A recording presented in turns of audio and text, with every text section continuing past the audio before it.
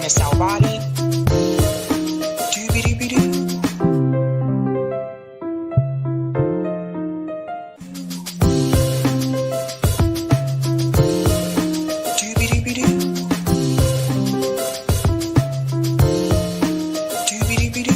I'm your host, sabrinasalvati.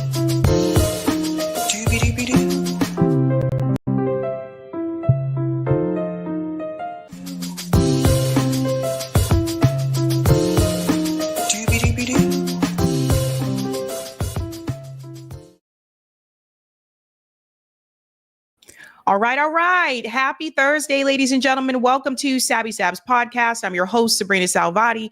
If you're new, I want to let you know that Sabby Sabs podcast is a part of Revolutionary Blackout Network. You can catch me there on Thursdays for the Sabby and JB show. And you can catch me here on Tuesday, Thursday, Friday, and every other Sunday. I do not want to keep our guests waiting, so I want to go ahead and show that thumbnail to show you what we are discussing tonight. Ladies and gentlemen, tonight's theme is Make It Make Sense. There's a lot going on in the world today. Tonight, ladies and gentlemen, our special guest, Larry Johnson, is going to join us.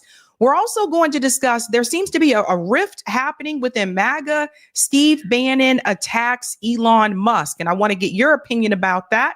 We're also going to discuss, of course, if you have not heard by now, Cassie Ventura has testified against Diddy. I think this is day 4. We're going to get into the updates around that particular case. We're also going to discuss Pete Buttigieg. It is apparent that he is going to run in 2028. He's already doing town halls. He started off in Iowa. But does Pete Buttigieg have a problem trying to get the black vote? That's related to the poll question there. Make sure you answer that.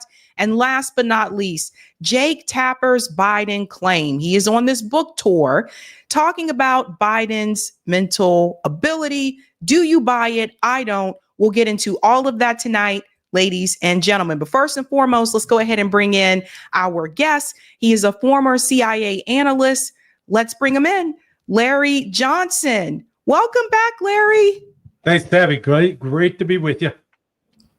I'm so glad you're able to join us live. It can get a little crazy in here on the live shows, but glad you're with us. As I'm sure you know, there's a lot happening right now in the Middle East. I want to start with this video from Sky News. For those who are not aware, the IDF did attack what they said was a hospital that had tunnels underneath it, where they said that Hamas had a command center there. They are being called out on Sky News, of all places, to their face, that what they attacked was not a hospital and was indeed a school. And Larry, I want to get your take on this clip here. I was surprised to see this from Sky News. Everyone check this out. But with this particular incident with the paramedics, it wasn't until footage emerged. Israel continued to deny that these were innocent paramedics. You said that they were, in fact, Hamas militants. It wasn't until footage emerged that Israel then said it would conduct an internal investigation. And the findings of that investigation has not concluded that these were Hamas militants, even though the paramedics say they alerted the IDF of who they were. In terms of yesterday's attack, I just want to show you some footage that was released by the IDF.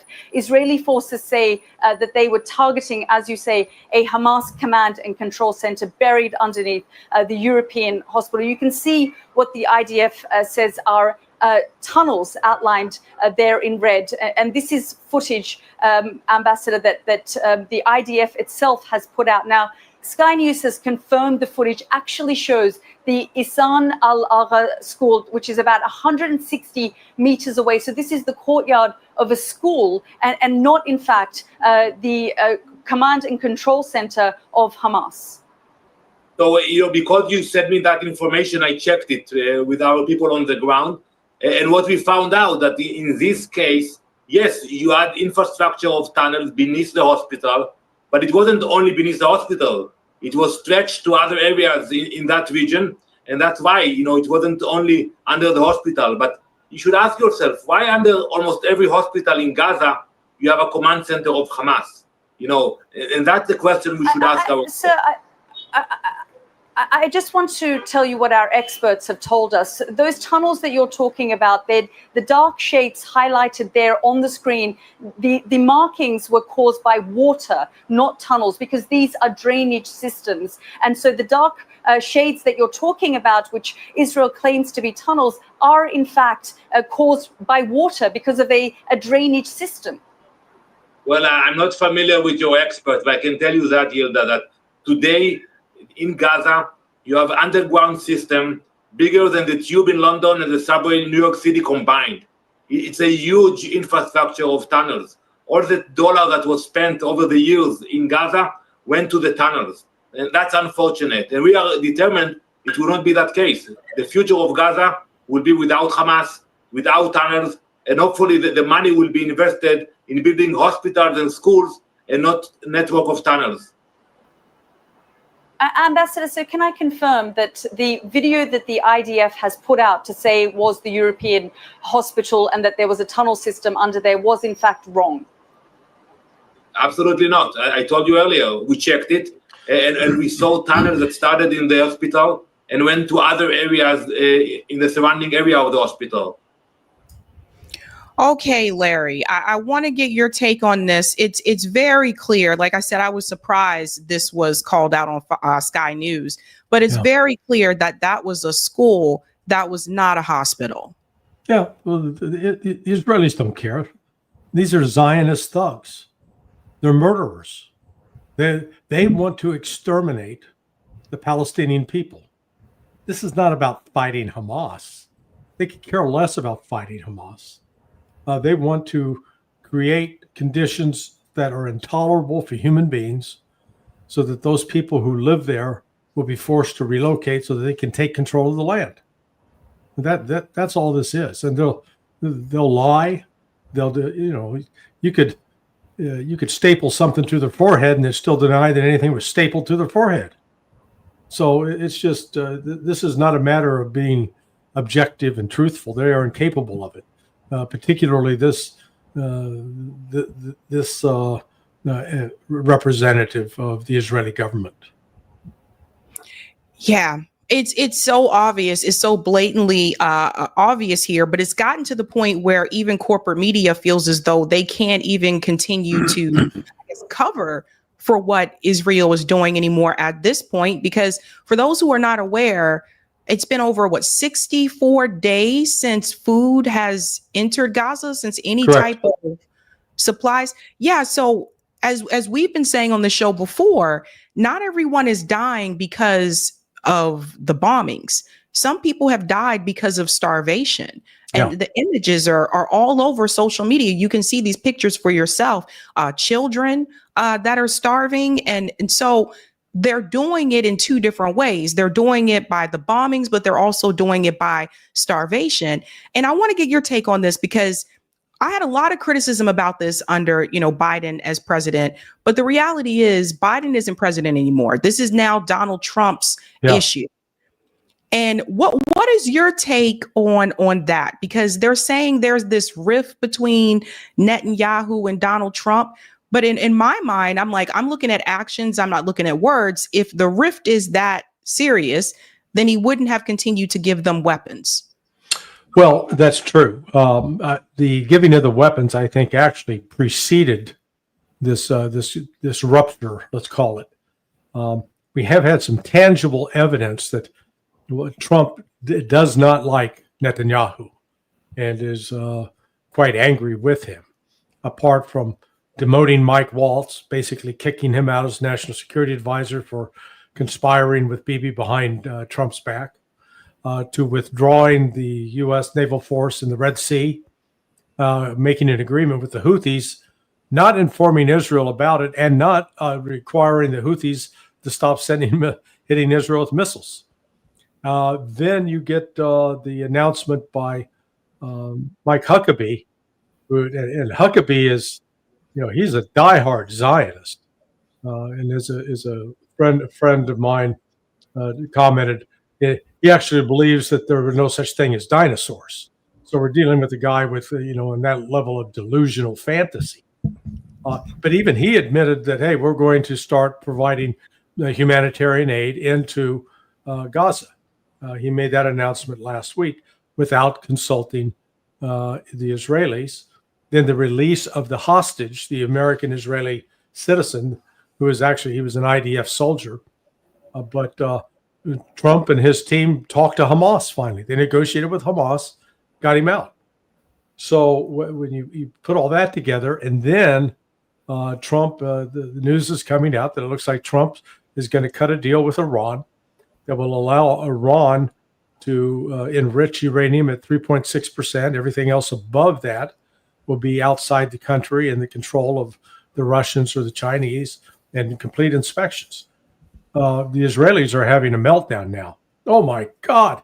Because they're supposed to go to war and destroy Iran. See, that was the plan. So, but that said, Trump may favor the relationships that Witkoff. I understand Witkoff's got a relationship with a fellow in Israel who's considered the wealthiest Jew in Israel, and he's a real estate guy. This real estate guy is not in good terms with Bibi Netanyahu. Nonetheless, the real estate guy and the people like Benny Gantz, who would like to replace Netanyahu, doesn't mean that they have any more charitable view towards the Palestinian people. So the likelihood that the genocide will continue is quite high.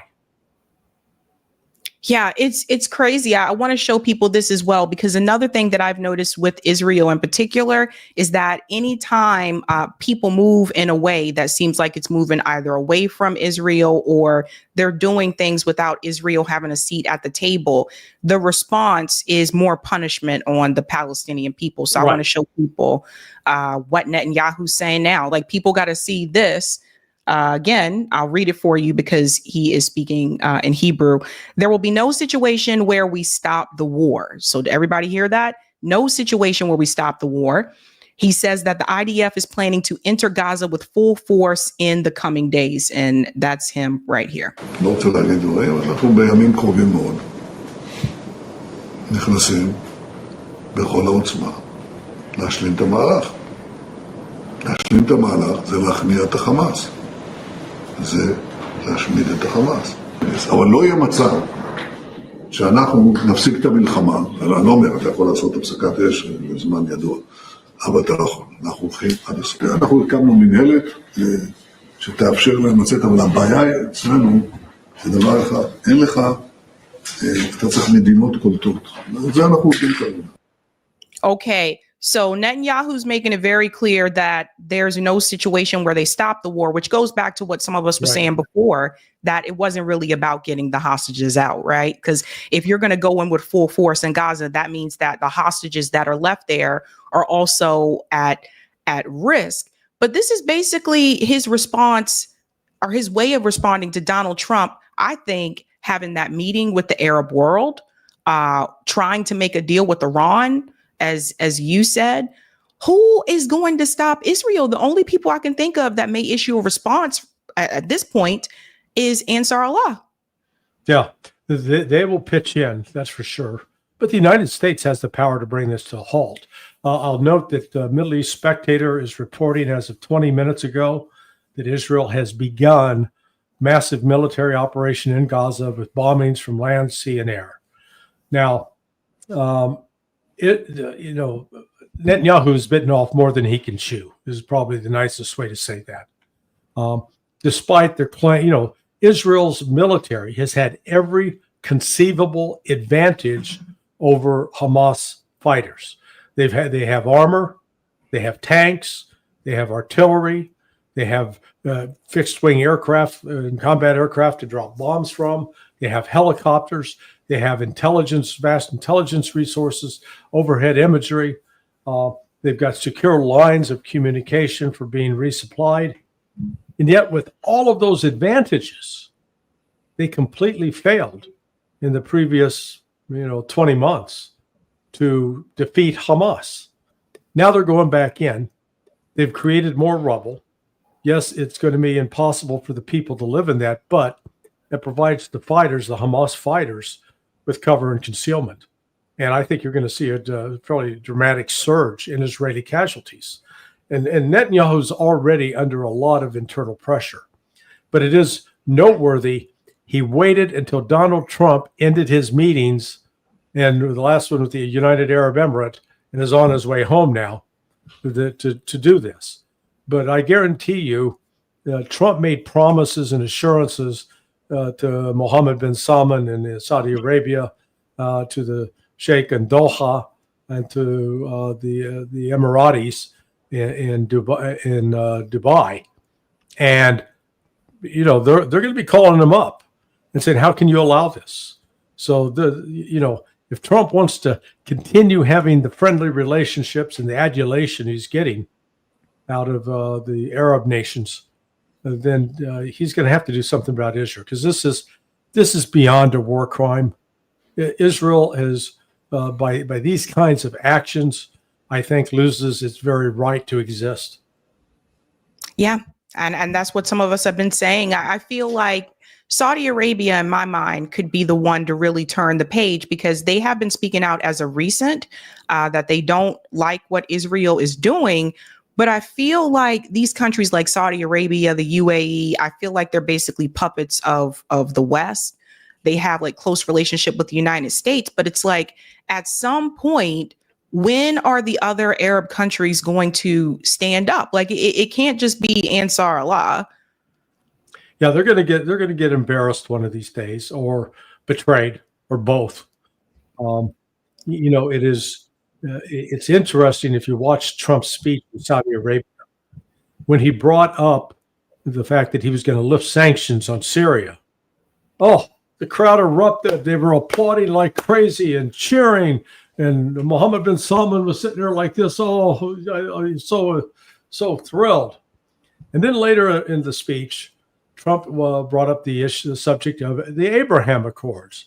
And I look forward to working with you and getting you involved, you Saudis, involved with the Abraham Accords. This means they're going to recognize Israel.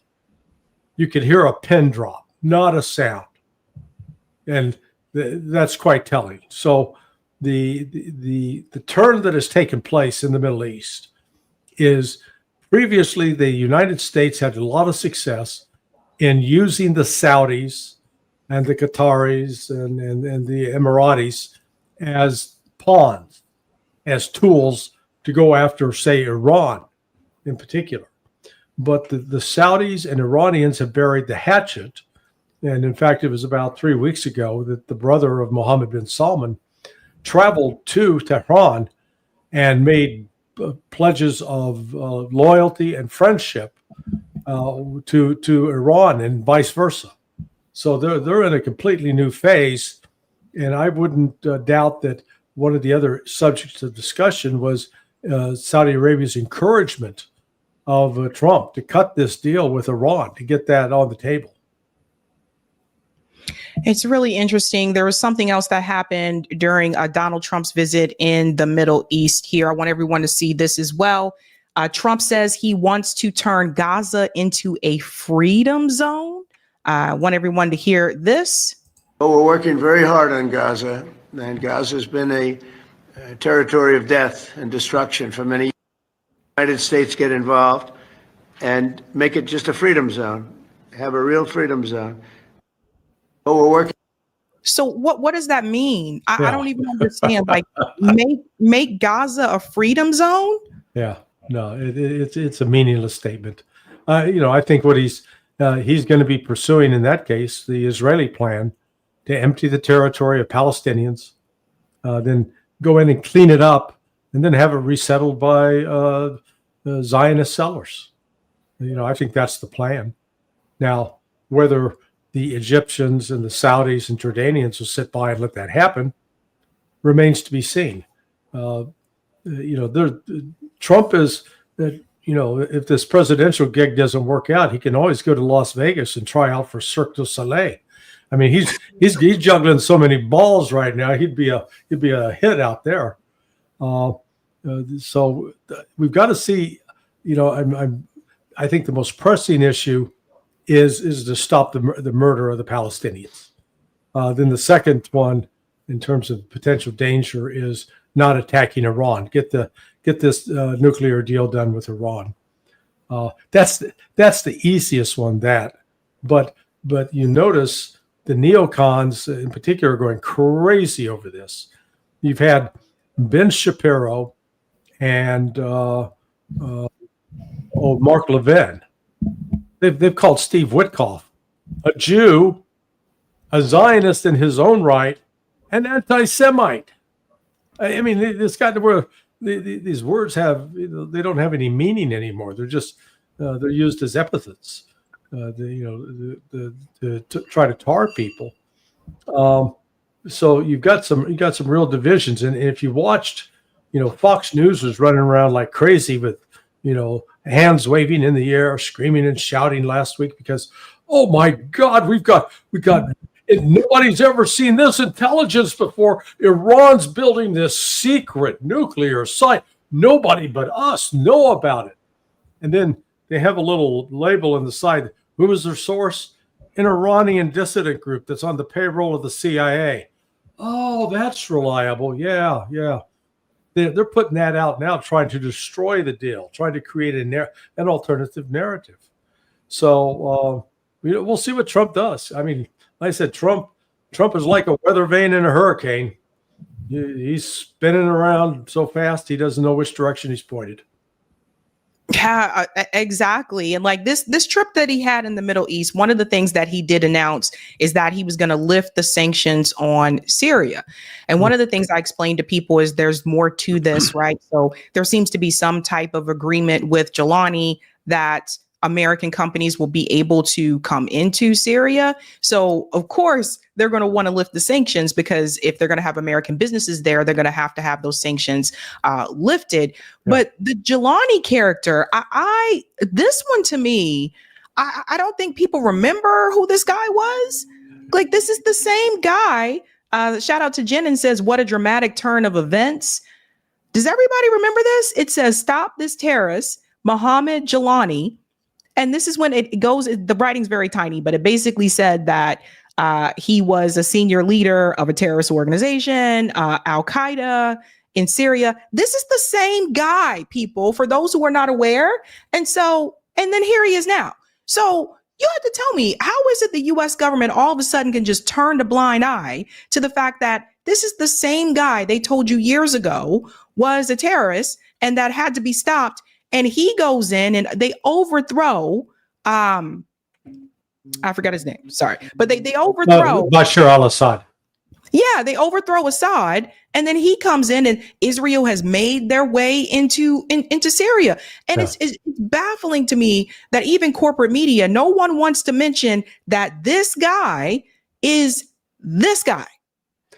Do you remember the television show Queer Eye for the Straight Guy? Yeah. This is like season 2, only it's now Queer Eye for the terrorist guy. Because what they've done essentially the same thing that the 4 gay dudes did when they went in and cleaned up some schlubby heterosexual. Taught him how to cook, taught him how to dress, taught him how to bathe. So here's Jelani, cuts the hair, gets a trim on the beard, puts him together, and I don't know if that was Nordstrom off the rack or Brooks Brothers. But, they get him dressed up in a Western monkey suit, forgetting that since 2017, his group, Hayat Tahrir al-Sham, was listed as number 7 in the top 10 terrorist groups, international terrorist groups. He was part of ISIS. He killed U.S. soldiers in Iraq. He was the ISIS vanguard going into Syria, created al-Nusra, and then transitioned into Hayat Tahrir al-Sham. Now, in Trump's defense, the U.S. presidents have a long history of meeting with terrorists, former terrorists, and anointing them as okay leaders. We had Menachem Begin in Israel. He was a terrorist leader in the Irgun. We had the other Israeli Shamir, Yitzhak, was it Shamir? No, the one other who was the head of the Stern gang. So right off the bat, here's Trump meeting with another terrorist that we're going to turn into a quote respectable leader. I mean, it is absurd. If this guy had not actually been involved in the death of Christians and Alawites within the last 4 weeks, his troops were carrying out these murders of Christian Syrians and Alawite Syrians in the last 4 weeks. And Trump's there glad-handing with him and saying, hey, he's a strong, good-looking young man. It's just, like I said, if this was not so horrific, this would be great comedy. But this is, this is tragic. Do you think a lot of Americans just don't know that that's the same person? Yeah, ignorant. They have no idea, no clue. And they don't care. I mean, the vast majority do not care. So it just, it was Yitzhak Shamir. The name came back to me. It was the other one, the Stern Gang. But, that's the point, that we've dealt with Israelis who were involved with actual acts of terrorism. And then, we're welcome to the White House, take them to Camp David, et cetera. And so it's not new what Trump is doing. It's bad. It's the optics on it are terrible. And, I'm waiting for someone to come up with a meme using AI where, they got Trump meeting all the villains of history, like Genghis Khan, Adolf Hitler, Stalin, Mao Zedong, let's go down the list, Pol Pot. And he's meeting each one and he says, this is a really great guy. He's a stand-up, he's just doing the same kind of spin he did with Jelani. Jelani's not a good human being. He's been involved with actual beheadings. Oh. I mean, we're cleaning this up and trying to pretend, he's okay now. Yeah, he is not Paul on the road to Damascus. He didn't go from Saul to Paul, but that's what we're being led. This is like it's a non-sectarian conversion. Yeah, so I know you've been in that DC bubble before, like you're a former CIA analyst.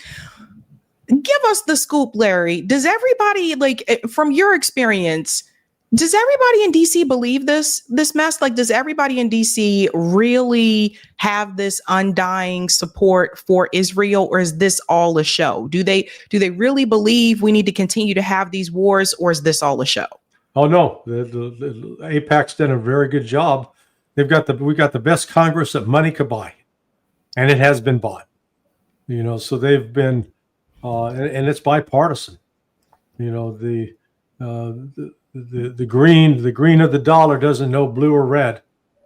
They mix it, to turn blue, green. You got to just mix in a little yellow, and this is it's disgusting. But this goes back to the last president that tried to put a stop to that, to force AIPAC or its predecessor to register as a foreign agent, was John F. Kennedy. Yep. And a month after his brother sent the letter insisting that they do that, Kennedy was killed. Coincidence? Right. That's right. But Trump really has himself in a mess here, because at the same time, when he was in the Middle East, he said that he wants to bring peace. Meanwhile, you gave weapons to Israel and they're continuing to kill Palestinian people. It's just, and the war with Russia and Ukraine is still continuing. Yeah, and he's allowing intelligence and weapons to continue to flow to Ukraine. Trump, if he was serious, he could stop this in a heartbeat. So no more bombs for Israel, no more money for Israel. It's cut off. You stop this now, and in fact, go and work through the United Nations Security Council with China, with Russia, to put together a genuine international peacekeeping force to go in and separate the Israelis from the Palestinians. That's what needs to be done. We did get a hint yesterday, sort of some good news, the fact that China, standing before the International Court of Justice, denounced Israel in the strongest terms possible for genocidal conduct and behavior. So, that's a step in the right direction. But, the sad truth is, if it weren't for the Houthis, nobody would be fighting back on behalf of the Palestinians. They're on their own, and they're going to fight like they can. But, there's limits to what they can accomplish.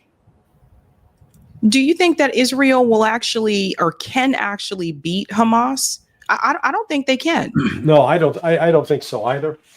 But I think they talk in theory about beating Hamas. The real goal is to see how many Palestinians they can kill. They're killing the women, the children, the elderly, and then the diseases that are coming on because of starvation and weakness. This is on par with every crime the Nazis committed against the Jews in Europe. And here we're talking 2 million Palestinians, and the world sits back and by and large does nothing. It is, it's truly shocking. Yeah, and I wonder too, like, what do you think this would do to the Republican Party? Because, like you said, I am noticing a split too, like those who supported Trump, but they are not pro-Israel. They're not in support of what Israel was doing in Gaza. And then you have like the Ben Shapiro's, right? So there does seem to be this type of split. What do you think that would do to the Republican Party come the midterms or even in 2028? Well, basically, people who I say are 60, maybe closer to my age, 70, they are the ones who sort of had this traditional love for Israel. See, Israel is the little David against the giant Goliath of Islam and Arab kingdoms, and that's all. So I call it the Exodus syndrome, because when I saw the movie Exodus, I guess when I was like 8. Paul Newman was in it, and it was this heroic movie, and this, poor little blonde girl, Karen, gets murdered at the end by those nasty Arabs. And so it's all induced to have sympathy for Israel. Now, the good news is people 50 and under are not buying it. They are increasingly coming over to the side of the Palestinians. So the Israelis got a big problem brewing, and they haven't figured out quite how to tackle it. And frankly, I don't think they can tackle it, because their savagery against these civilians is so great. It's just so disproportionate. They like to, in the United States, we like to toss around the term, oh, Hamas is this massive terrorist organization. No, it is not. I can show you the statistics supplied by the government of Israel's own foreign ministry.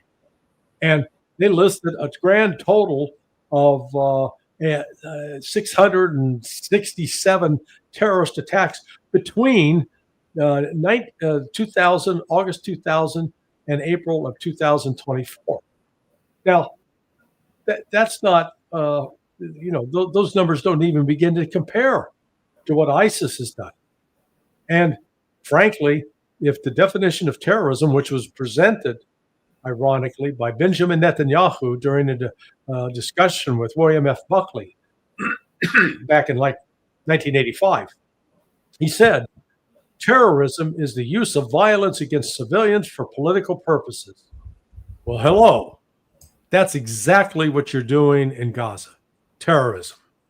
And it's on a massive scale. It's what they've done in Beirut. It's what they've done in southern Lebanon. It's what they've done in Damascus. Israel right now, in my view, is the greatest, most vicious terrorist nation in the world. I agree with you. I 100% agree with you. And then that brings me to Russia and Ukraine. This is one conflict where I think a lot of people thought that Trump was serious about when he said, I can go ahead and end that on day one. But even this isn't going in that direction. Yeah. Sent more weapons to Ukraine, too. Well, he thought he was playing poker and that he controlled the deck of cards, and he gets there, he's not even holding a joker. He's got no trump cards. He's the joker in this case. Russia's in the driver's seat. They are militarily defeating Ukraine. With each passing day, Ukraine is going to lose more territory. Russia has laid out its terms. What it presented in March, April of 2022, at that point, it was willing to accept Ukraine retaining control of Donetsk and Luhansk and the Donbass, but just provided there were protections for the Russian speakers. Now they're saying, nope, that no longer holds. The four oblasts that have become members of the Russian Federation, Zaporizhia, Kherson, Donetsk, Luhansk, these are all now permanently part of Russia. They ain't going back. We're not giving those back. And we need more than a pledge from Ukraine that it's not going to join NATO. They don't want them to go pinky swear.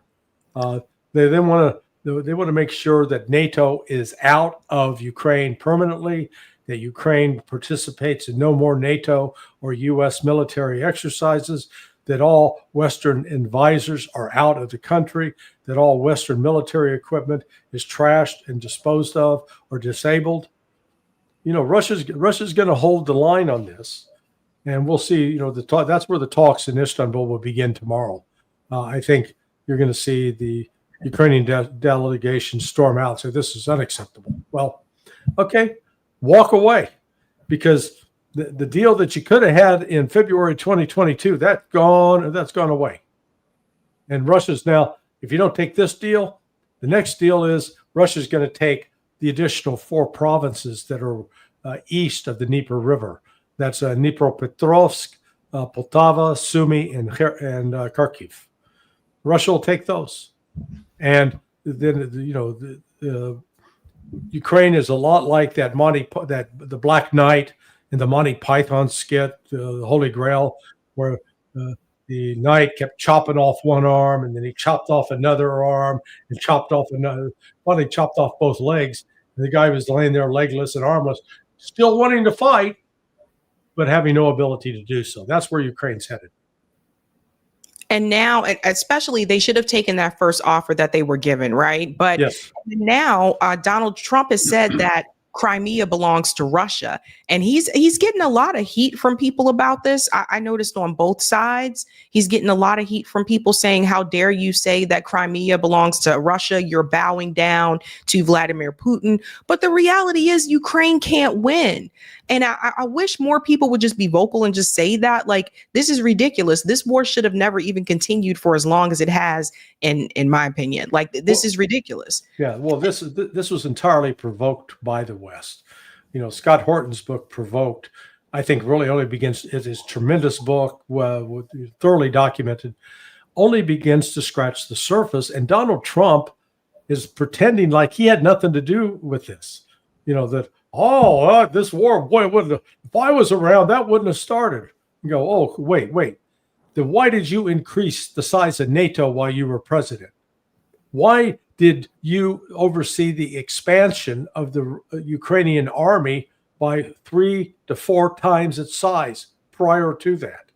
Why did you allow military exercises that were offensive in nature, anti-submarine warfare, amphibious warfare, to be conducted in the Black Sea? Why did you send Javelin missiles? So don't sit there and pretend like you're some innocent bystander who's been watching, a bunch of local thugs loot the gun store. By God, you broke the glass for them. I know. It goes all the way back to Obama too. Like, it's not even just, it didn't even start under Biden. It escalated, but it didn't start under Biden.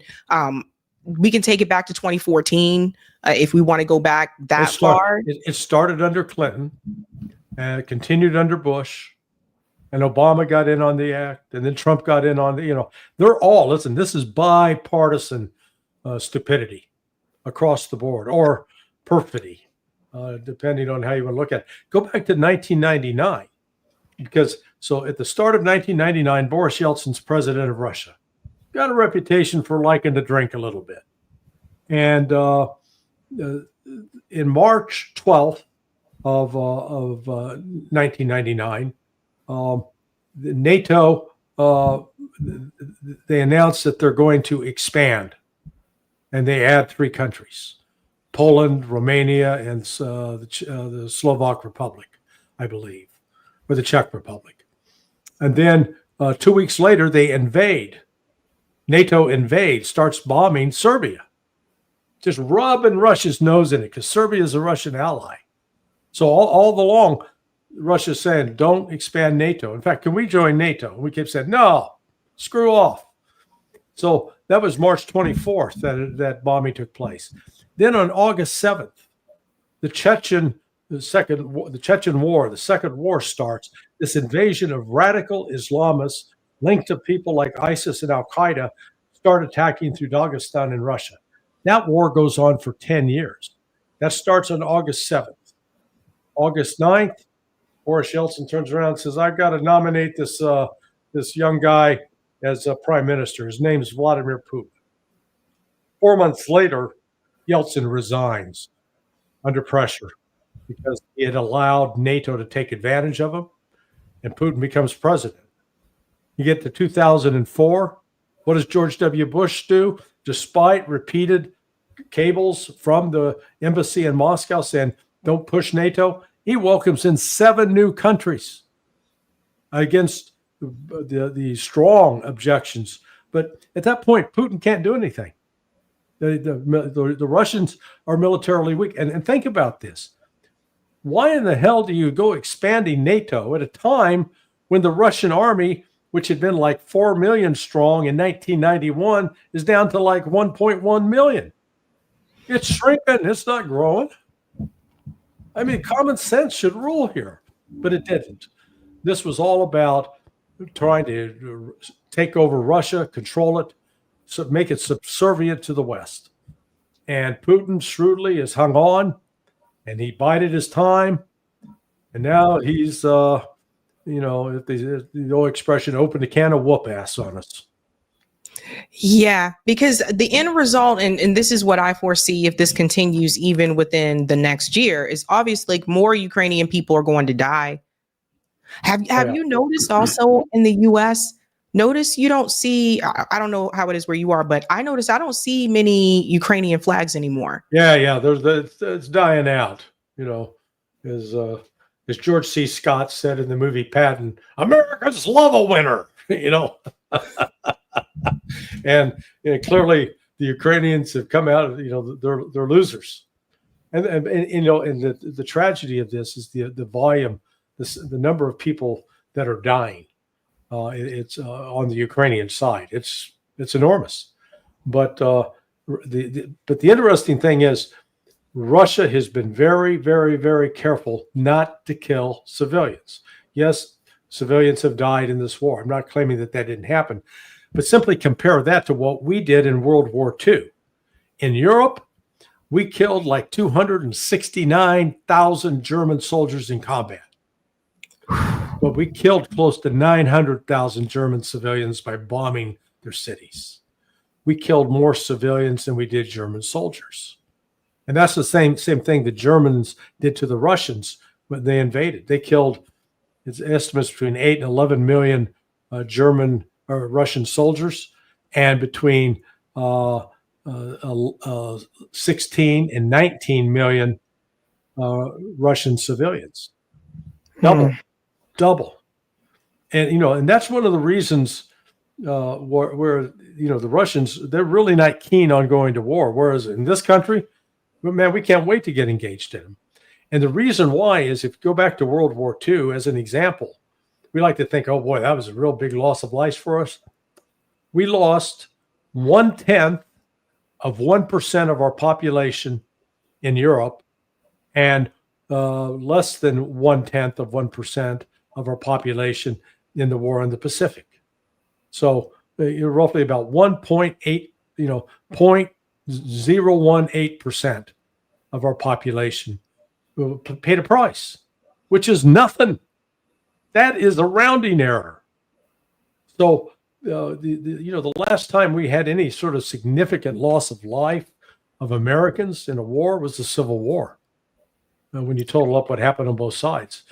And that sort of, for a while, that cooled everybody's, enthusiasm about going to war. But now we lost over 100,000, I think, in World War I because of the flu. A lot of them died out of the flu, not the combat. We lost 289,000 for both Europe and Pacific theaters in World War II. 52,000 in Korea, 58,000, nothing. And we only lost less than 5,000 guys in Afghanistan. I mean, come on. Between Afghanistan and Iraq, that's nothing. Look at all the great new weapons we get. Look at all the money these corporations get to make. Hey, make America great again. Sorry, but it's sickening. It's really twisted. So what happens with, and I want to end on this note, what happens with Russia after this is all over? Because eventually at some point, Ukraine is going to have to walk away from all of this. They're running out of people to fight this war. What happens to Russia then? Because I just don't see the West, and by the West, I mean mainly the United States. I don't see the US government backing off of Russia. So what would happen at that point?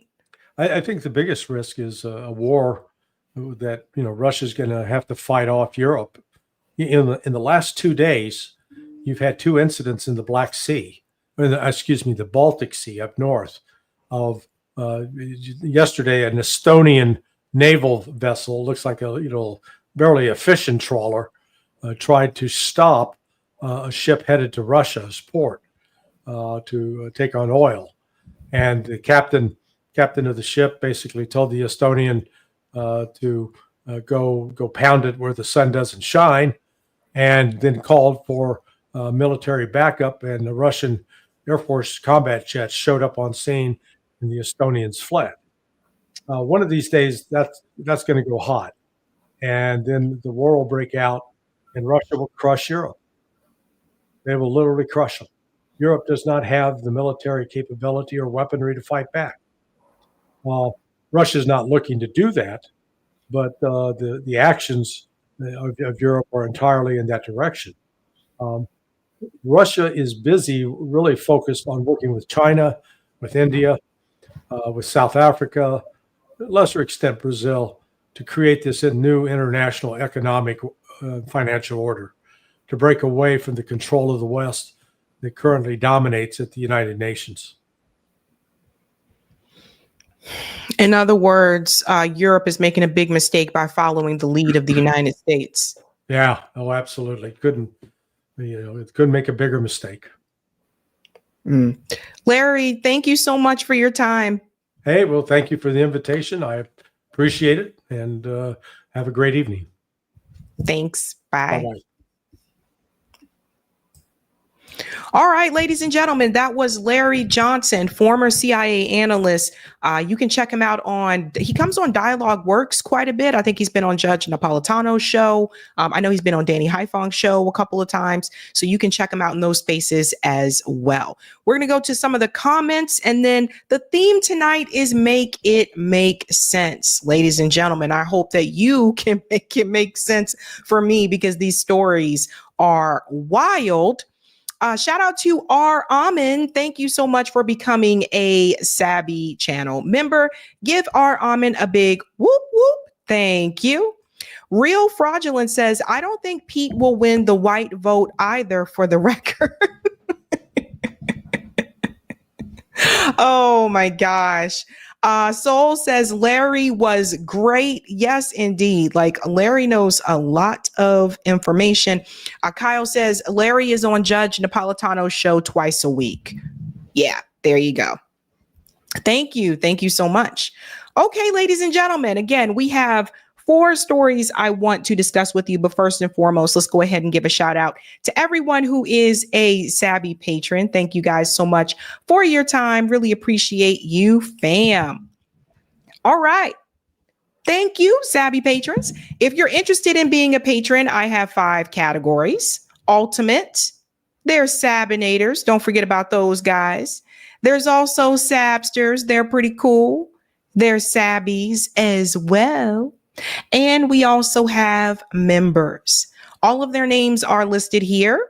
And you can also see their names scrolling across the bottom of the screen there right on the ticker. Thank you, fam. Okay. All right, ladies and gentlemen. Oh boy, get ready, folks, okay? Because we have quite a bit to discuss tonight. I'm trying to fix this chair. I don't know what's going on. Oh, I'm sitting on the wrong side of it. We have a lot to discuss tonight, ladies and gentlemen. It's pretty crazy out in these streets, pretty crazy out in these streets. But we're going to get into this story here about this book tour that Jake Tapper is going on. And also this feels like some type of apology tour. Jake Tapper and Alex Thompson, they co-authored a book about Biden's decline. Now, we mentioned this on the show before, but now Jake Tapper has been, I guess, kind of making the rounds on corporate media to explain to people what he didn't know, what he should have known, and et cetera, et cetera. What I want you guys to know is that this is a crock of shit, okay? That's what this really is. These commentators on corporate media sat back and saw the same things that all of us saw, okay? Like, they watch TV just like we watch TV. The same way that we were able to see that there was a decline with Joe Biden, the same way they were able to see that as well. Well, now Jake Tapper is saying that he's looking back on this with humility. They're even going to discuss that apparently Biden's spine was starting to degenerate. And if he were to win re-election, he may have to govern from a wheelchair. So it goes further than we were even thinking. Like, we knew there was something mentally going on there, but his physical health also, there were issues there as well. Let's get into this clip here from CNN. Think of conservatives now criticizing you and the media in general for how President Biden was covered during his administration. First of all, this is misleading. They can't even do this right, okay? It's not just conservatives who have been making that criticism. There have been liberals also making this criticism, especially those that supported Kamala Harris. I've seen them making criticism because they feel like Joe Biden really messed this up for Kamala. You see, they can't even do this right.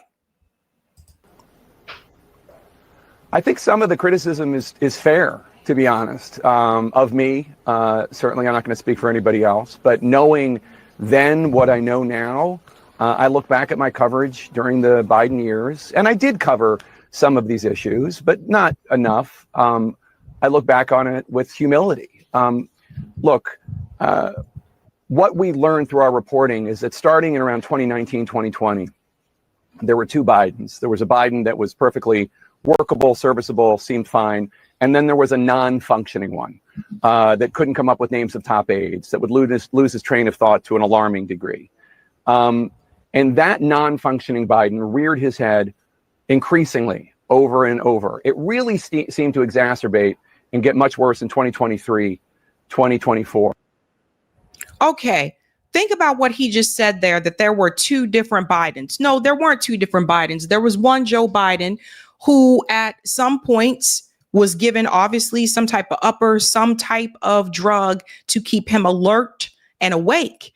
Remember, at one point they were discussing that Biden had difficulty staying awake, or he had to turn down at a certain time throughout the day or whatever. So just keep that in mind. There was one Joe Biden, but you only chose to discuss Biden after he took those drugs.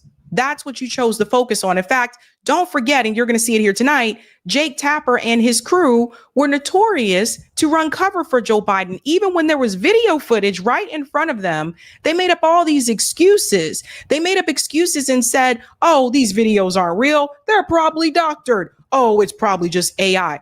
When it was real, these things were real in real time, and they did whatever they could to run cover for him. Now you're going to see this part here from Jake Tapper. Like I said, I don't know. He's on some type of apology tour where they talk about the wheelchair. I'm curious about what his advisors were saying at the time as you look at this, as you reported out this book. So the White House physician, Dr. Kevin O'Connor, was telling White House aides that President Biden's deterioration of his spine, the degeneration, was so significant that if he fell one more time, that he might have to be in a wheelchair and serve in a wheelchair for his second term. Pause. Now that is coming from the White House doctor. The White House doctor said that Biden was in that bad shape that he couldn't even risk having another fall. And Jake Tapper and Dana Bash and all of them sat there and lied to the American people and told you that Biden was doing just fine and not to believe the video footage that you were seeing, not to believe your own eyes. I started to see a decline with Joe Biden during the 2020 Democrat primary debates. I noticed a slip then compared to him under the Obama administration. But then it increased. It got significantly worse. So I do not want people to fall for this apology tour that Jake Tapper is going on. I don't believe anything that Jake Tapper is saying about not being aware of this situation, because despite what the White House told you, despite what they said to you, if you are a reporter and you are a journalist, it is your job to uncover the truth. It is not supposed to be your job to repeat White House talking points and State Department talking points, but that is essentially what CNN, Fox News, and MSNBC have become. That's what they do. That's why I say don't call them journalists, don't call them reporters. They call themselves these things, but they're not actually uncovering any truths. They're relaying information to you that has already been given to them. So if CNN is telling you what the White House told them, what truth are they uncovering? And regardless of what the White House told you, you have eyes. So you saw the same things that I could see. And I don't want to hear about, I didn't work closely with Joe Biden. It doesn't matter. I didn't work with Joe Biden either. I don't live in DC. I'm not on the Hill. I'm not on CNN, MSNBC, or Fox News, any of these channels. I'm not in any of those spaces, but I have eyes and I have ears. And all of you saw the same things that I saw. So if we saw it, how is it that they didn't see it? Make it make sense, people. Make it make sense. And it's not even just that. Now they go on to talk about that video where Obama had to grab him off the stage. I want to remind you of this. Can you bring up President Obama? Because there was a moment at that fundraiser, and that fundraiser really was a key moment for a lot of people in this history, which you so brilliantly document. But President Biden walked down to the end of the stage of this fundraiser for a moment. You can see it right there, and it seemed to stare a little blankly into the crowd, and then President Obama tugged on him. You saw that tug and led him off the stage. So you just said you spoke to a lot of people who were there for that. What else did they tell you about it? Well, Obama's side of that story is he wasn't sure what was going on, but he just wanted to get out of there, and he wasn't going to get out of there without Biden. So he grabbed him, and it was more just his impatience than anything else. But other people who were there, and we should note that the Biden White House falsely, when people showed that clip and asked what was going on, said it was a cheap fake. They did this all the time when there was video that seemed to show Biden acting in an odd or unusual, seemingly out of it way. They would call it a cheap fake. Okay. It doesn't matter that the White House told you that the video was a cheap fake. As a reporter, as a so-called journalist, it is your job to uncover the truth. And that's where corporate media has failed over the years. They don't try to do that anymore. They just repeat State Department talking points. They repeat the talking points from the White House. This is what they do. CNN leans a little left. Fox News leans a little right. One side caters to Republicans. One side caters to Democrats. And both networks are basically repeating these talking points from the State Department. It's not real. So he's trying to put the blame on the White House, but you deliver the news. Regardless of what the White House said, there were people who were there in the audience that confirmed that they saw what they saw. And instead of reporting that, you decided to repeat the talking points from the White House. That's the part to me that is just so aggravating. It was not fake. It was actual video. And people in the arena who did not see the horrifying scene behind the stage, but in the arena, Congresswoman Annie Kuster, John Favreau, former Obama chief speechwriter, and others, just from that event and Biden walking towards the edge of the stage, thought, oh my God, something is wrong here. He's not going to make it. I mean, it's laughable at this point. Now, that's Jake Tapper. Again, he's doing the book tour because he wrote the book, co-authored the book. And now it's like he's trying to make money off of it. So I want to take you back to the many times CNN tried to mislead the people. Watch this. Other people who were there, and we should note that the Biden White House falsely, when people showed that clip and asked what was going on, said it was a cheap fake. They did this all the time when there was video that seemed to show Biden acting in an odd or unusual, seemingly out of it way. They would call it a cheap fake. It was not fake. It was actual video. A lot of memes and what the White House is calling cheap fakes, which means that there are videos that are being put out on social media and then amplified on conservative media that in some cases are just not right, and in other cases are highly, highly misleading of President Biden. So this is Dana Bash, CNN. All of these segments were on CNN. They said the videos were false. They said it wasn't right. Look how many lies they told you about October 7th. Look how many lies they told you about the Palestinian people. I mean, it is a lying ass network. It's not just them. All corporate media, they're just telling these lies. So it's not just Jake Tapper. There were a number of people that lied to the American people and tried to convince you that Joe Biden was doing very well when they have eyes just like we do.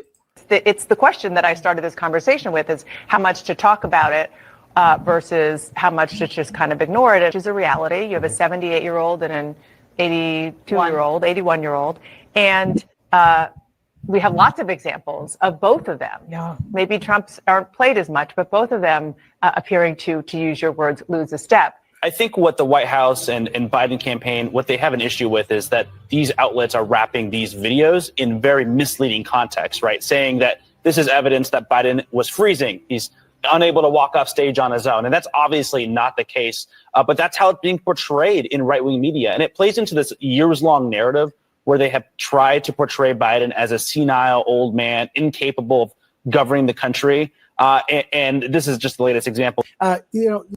They said it was a right-wing thing when it was literally people just having eyes.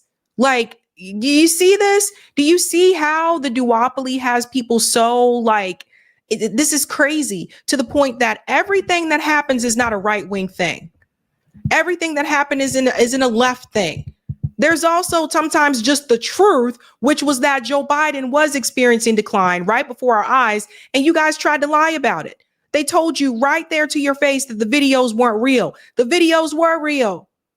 They didn't do any type of research or investigation to find out if the videos were fake or not. I don't remember seeing Jake Tapper or Dana Dasher, any of them, go out on the street and do any real investigative research for journalism. No, they just repeated the talking points that came from the White House. And then you got this guy over here, Humpty Dumpty. Brian comes in, and he was probably one of the worst ones to also say it's all lies. Listen. The White House press secretary used the phrase cheap fakes, the idea of cheap fakes. Let me explain what that is to people. We've been worried for years about AI deep fakes, that computer-generated images are going to trick people into believing something that's totally false. Cheap fakes are a little bit simpler. They're cheap. They're just distorted, out-of-context videos, chopped up in certain ways, constructed in certain ways. That's what we're seeing. That's what the Biden administration, the Biden campaign is so worried about right now. But make no mistake, they are worried about this. This is a real problem. This is not some made up fiction. The videos are oftentimes made up, but the problem is real. Ladies and gentlemen, I don't know what to tell you. Make it make sense. Make it make sense, right? Because once again, what it shows you is that corporate media cannot be trusted. Even Ro Khanna, even he's in on it. Ro Khanna sitting here trying to pretend like I don't know nothing about nothing. I don't know. I wasn't around Biden long. I only saw him every now and then. Listen to this. Sir, here you are several times before the election saying that he was just fine. Watch this. Biden seeking re-election? Absolutely. I've seen the president twice in the last 2 weeks. I've had a conversation with him. He's completely mentally sharp. When the president is out there, he's at his best. Have him debate in the general election. I don't think Donald Trump will. I have spoken with the president. He is fully coherent. He is on top of details when I have talked to him. Were you telling the truth back then? I was. I have met him a few times at public events, and he was. But of course, I didn't have the full picture. I mean, I met him maybe 2 times on rope lines and at public events. And I do think it's important that, given what has come out, that we take accountability. Obviously, he should not have run. We should be clear to say that. Obviously, there should have been an open primary. And I don't think that's very difficult. Democrats should just be straight up that he should not have run. Now that we know all of the facts, there should have. Let's pause. Ro Khanna likes to play this game too, right? So here's the thing. Ro Khanna's in DC. He's in Congress. He's had opportunities to actually be near Joe Biden. The rest of us have not. So I just want to remind you of something. Ro Khanna is one of the few that will go on to independent media shows, even smaller shows. Ro Khanna has come onto shows under Biden's presidency that have covered just that have covered Biden's, issues, covered Biden's decline, right? So whether you were in a room with Joe Biden multiple times or not doesn't matter. What matters is that you saw the same thing on the screen that we saw. Now he says, we should have had a primary, but at the time, don't forget that Ro Khanna endorsed Joe Biden. He wasn't saying we needed a primary then. Does everybody remember this? Now, all of a sudden, all these people are so bold and they say we need to have a primary. Should have been this way, should have been that way. But at the time, all of them got in line and they endorsed Joe Biden. And Ro Khanna was one of those people. So Ro Khanna, he knows how to play the game. And that's how he keeps his seat, right? That's how he makes sure that they don't come after him and try to push him out of his seat. Been an open primary. I think to move on and move forward, it's important to take accountability and be straightforward with the American people. Do you blame him for this or his family? Like, why wasn't there some sort of intervention when clearly it was obvious that something was very wrong? It didn't just happen once or twice. It happened almost weekly. Ultimately, the buck stops with the president. He made an incorrect decision of running, and given all that the reporting that has come out. Now, look, there were those of us, including me, who were surrogates for him, campaigning for him. When we saw him on a rope line, when we had a 2-minute conversation with him at an event. But you saw him on TV. You saw him falling down. You saw him, looking around, trying to figure out where he was supposed to go next. So you saw Barack Obama here leading him off the stage as if he didn't know where he was going. So it wasn't that you only saw him in those little instances, right? Well, I saw him in those instances, and I saw him on television like every other American. That's what I was saying. So he saw him in more situations than we did. Ro Khanna is playing a game. Jake Tapper is playing a game. And now Jake Tapper is trying to make money off of it. He's not the only one. Hakeem Jeffries here. Now all of a sudden he don't know nothing about nothing. All of these people got in line when it was time to do so, and they didn't speak out against it. President Biden didn't even recognize George Clooney at a fundraiser the movie star was actually hosting for him. Why should voters trust Democrats when it's clear so many in your party went to great lengths to keep Biden's condition hidden from the public? I can't tell you what happened between George Clooney and President Biden. I wasn't at that event. What I can say is that we're not looking backward. We're going to continue to look forward, because at this moment, we've got real problems that need to be addressed on behalf of the American people, including the Republican effort to snatch away health care, snatch away food assistance, and hurt veterans. He doesn't want to look backwards because he doesn't want to look at the lies that they told. You interacted with President Biden during those days, those final days he was president of the United States. Did you sense there was a major deterioration? Well, in the conversations that I was able to have on behalf of the House Democratic Caucus in those final days, we simply expressed our perspective as to what would be best for the party at that given moment in time. President Biden subsequently made the decision that he was going to pass the baton to Vice President Kamala Harris. Of course, that was a decision that we supported strongly. Did any of you watching have personal conversations with Joe Biden? Because I sure as hell didn't, but I was able to see what was going on, right? So all of them have decided to get on code. That's how this works, ladies and gentlemen. All of them got on code and they're like, well, we didn't know. I only saw him so many times. You know what I mean? And so now even Chuck Todd Now he got his balls back, right? Chuck Todd found his balls now that he's not on Meet the Press. And now he's being more vocal. And he's like, oh, you guys did this so wrong. It's also going to be a problem for people who worked for Biden. Listen. In many ways, I think this Biden book is only going to not just undermine Biden, but I think make it toxic for anybody that worked for Biden. Because then it becomes, where were you? How did you participate in the cover-up? Pete Buttigieg, this may mean something for you. You know, you were a cabinet secretary. You're going to now tell us, yeah, I didn't have much interaction with him. Well, then why didn't you say something? I had a cabinet secretary tell me that. They had no interaction with him and wondered about that. I had that off the record. After Biden quit, I've since shared it with people. I'm still not going to share who the cabinet secretary was because that's not I'm trying, you know, I believe in keeping your word as a journalist, and it was an off the record as far as it being told to me. And I think it's up to that person to decide whether to speak out or not. But I think it's a question, anybody who worked directly for Biden. So Gina Raimondo, if she thinks about running for president, Pete Buttigieg, all of these cabinet secretaries are now going to have to answer for all of this. And I do wonder if it's going to make anybody that touches Biden persona non grata, not just anybody directly in the Biden world. Yeah. Again, like I said, Chuck found his balls now. Everybody has something to say. And I'll show you another little excerpt here as well, just a compilation of how they all came in to run cover for Biden. Like I said, make it make sense. He mentioned Pete Buttigieg. Pete Buttigieg it's very obvious, which we'll cover that story. It's very obvious that Pete looks like he is going to run for president for 2028. He's already hosting town halls, and he started in Iowa, which is typically the case. That's kind of how this works. He moved to a swing state, which is Michigan. So we're going to get into, you know, all of that. But yeah, everybody looking at all of you guys like, can the Democratic Party be trusted? And my answer is no. These parties cannot be trusted. But for people who are Democrat voters that still believed in the Democratic Party, that are now a little bit upset because they feel like the Democrats aren't even trying to fight back against Donald Trump. Now you add this on top of that. There are a number of people that have already left the Democratic Party. You guys know this? There are a number of people that have left the Democratic Party because they feel like the Democratic Party has been lying to them, which they're not wrong. They're not wrong.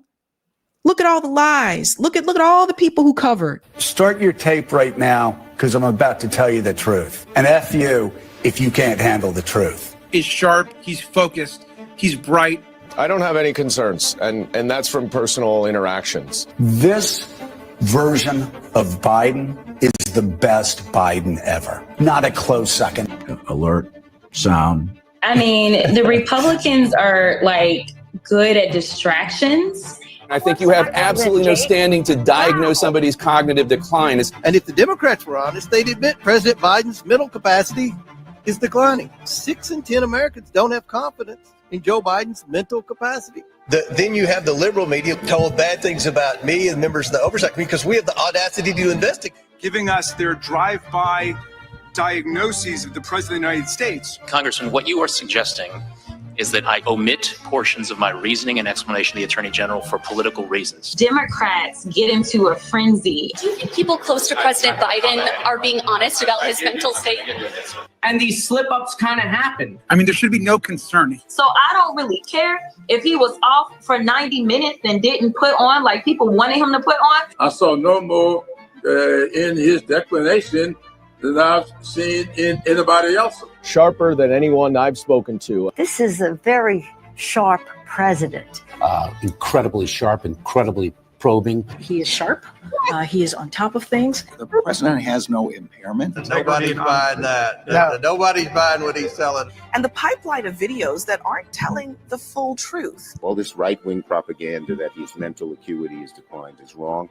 The same right-wing influences that are trying to take me down are trying to take down President Biden. So Joe Biden. See, notice how everything that was critical of Biden, everything was smeared as right-wing. Biden's not the one calling the shots. And let's look at President Biden. People see he's not. Nobody suggests he's senile, and that's disrespectful of senior people with any kind of memory disability. We're all aware of how he's doing. The president of Mexico, Sisi, we finally beat Medicare. Sometimes he would say things he didn't want to say. You know what? I don't really care. I'm serious. I really don't know what he said at the end of that sentence. I don't think he knows what he said either. President Biden's decline and its cover-up by the people around him. Cover-up is a very loaded term. I don't think that there is a huge cover-up underway here. If anybody out there gives a damn about the truth, read that interview. Original Sin. It's about President Biden's disastrous decision to run for re-election and the cover-up of his decline. We missed a lot of this story. And I think you have absolutely no standing to diagnose somebody's cognitive decline and cover up of his decline. We missed a lot of this story. If it weren't the truth, I wouldn't say it. And they say I'm in good shape. Okay. That was made by the Oversight Committee. It's hilarious, but the reality is, ladies and gentlemen, they all lied. They all lied. Make it make sense. Let's go to some of the comments here in the chat, and then we'll move on to the next story. Corey, we can go to part 2 of Type VNC. Thank you. Kit Cabello's in the chat. Heartland's Media said Biden had that mental shutdown and his body was failing him with all the upper Sabs. Yep. He totally said we all saw it. Skylar says the hills have eyes and damn it, so do we. We all saw that man was in decline for years. Yes, tell it. Thank you, Baby Ethernet, for the super chat. Paid to investigate publicly available info. Thank you, Fuzzy Balls. Coherent Biden was simply a neocon war swine who was cheered on by the likes of John McCain and Lindsey Graham. Let's not pretend that even if he was healthy, that would have been even a decent president. That's a good point. Oz says, balls and Chuck Todd in the same sentence, Sabby. Thank you, Baby Ethernet. No average person believes this BS. No, they don't. And Kate says, Sabby has opened my eyes. That is good to know. Thank you so much. All right, guys, we're going to move on to the next segment. If you haven't done so, smash the like button. Thank you. If you're new, don't forget to like, sub, and share, just like a Care Bear. And we're moving on to another interesting story. Make sure you answer that poll question. Yeah, man. So believe it or not, Pete Buttigieg has started hosting town halls, and he started in Iowa. That's significant because Pete Buttigieg decided not to run for governor in Michigan, said he was pulling out of that. And there was speculation then at that point in time that it's possible that he may be considering a presidential run. And now he starts a town hall in Iowa. Following the steps that Pete has done, it is very clear to me that he's probably going to run for president again. But Pete has a problem. Let's get into this town hall. This clip here from Morning Joe. And then I'm going to explain to you what Pete's problem is. It's the same problem that he had in 2020. And I don't think his move to Michigan or his adoption is going to change that. Let's get into this clip. There's this theory out there that if we just kind of hang back, don't do much, then the people in charge today will screw it up, and then they'll get blamed for it, and then we'll win. I disagree. First of all, while I agree that they will screw it up, I disagree that we should let them. And I also disagree that they will be blamed for it. They may not be good at governing, but they are really good at allocating blame. Former Transportation Secretary Pete Buttigieg fielding questions at a town hall in Iowa last night. The event was hosted by the liberal group Vote Vets Action Fund, which previously endorsed Buttigieg for president back in 2019. Buttigieg passed on running in both Michigan's governor and Senate races this year. In an interview yesterday, Buttigieg said any kind of decision on a White House run is a long way off. Rev, yeah, let's talk about Pete Buttigieg. Looks like he may be interested in running again. What are his prospects? I think his prospects are all right. They're good. I mean, he had a good turnout. But I think that we're going to see a crowded field. Let's face it. And when you have 10, 12 people on the stage debating, you're going to end up like 2020. Because let's not forget, you had how many candidates, and then all of a sudden, Joe Biden came in late and wiped the field. You had 14 progressives, basically, exactly. and one. You did not have 14 progressives on the stage in 2020. You see how they just make things up? Are you kidding me? 14 progressives on the stage? No, that is not how it is. Remember, Elizabeth Warren and Bernie Sanders were the only ones that really raised their hand for Medicare for all. I think Kamala did once, and then she changed her mind about Medicare for all after she received pushback from corporate media. So they're just lying here, right? So their whole thing is like, oh, well, Pete, he's progressive, but he's not too progressive like AOC. Pete Buttigieg isn't really progressive either. He's very corporate. He's a former McKinsey dude, right? Harvard-bred former McKinsey dude. This guy is corporate to the T. Don't forget, he is also taking money from AIPAC.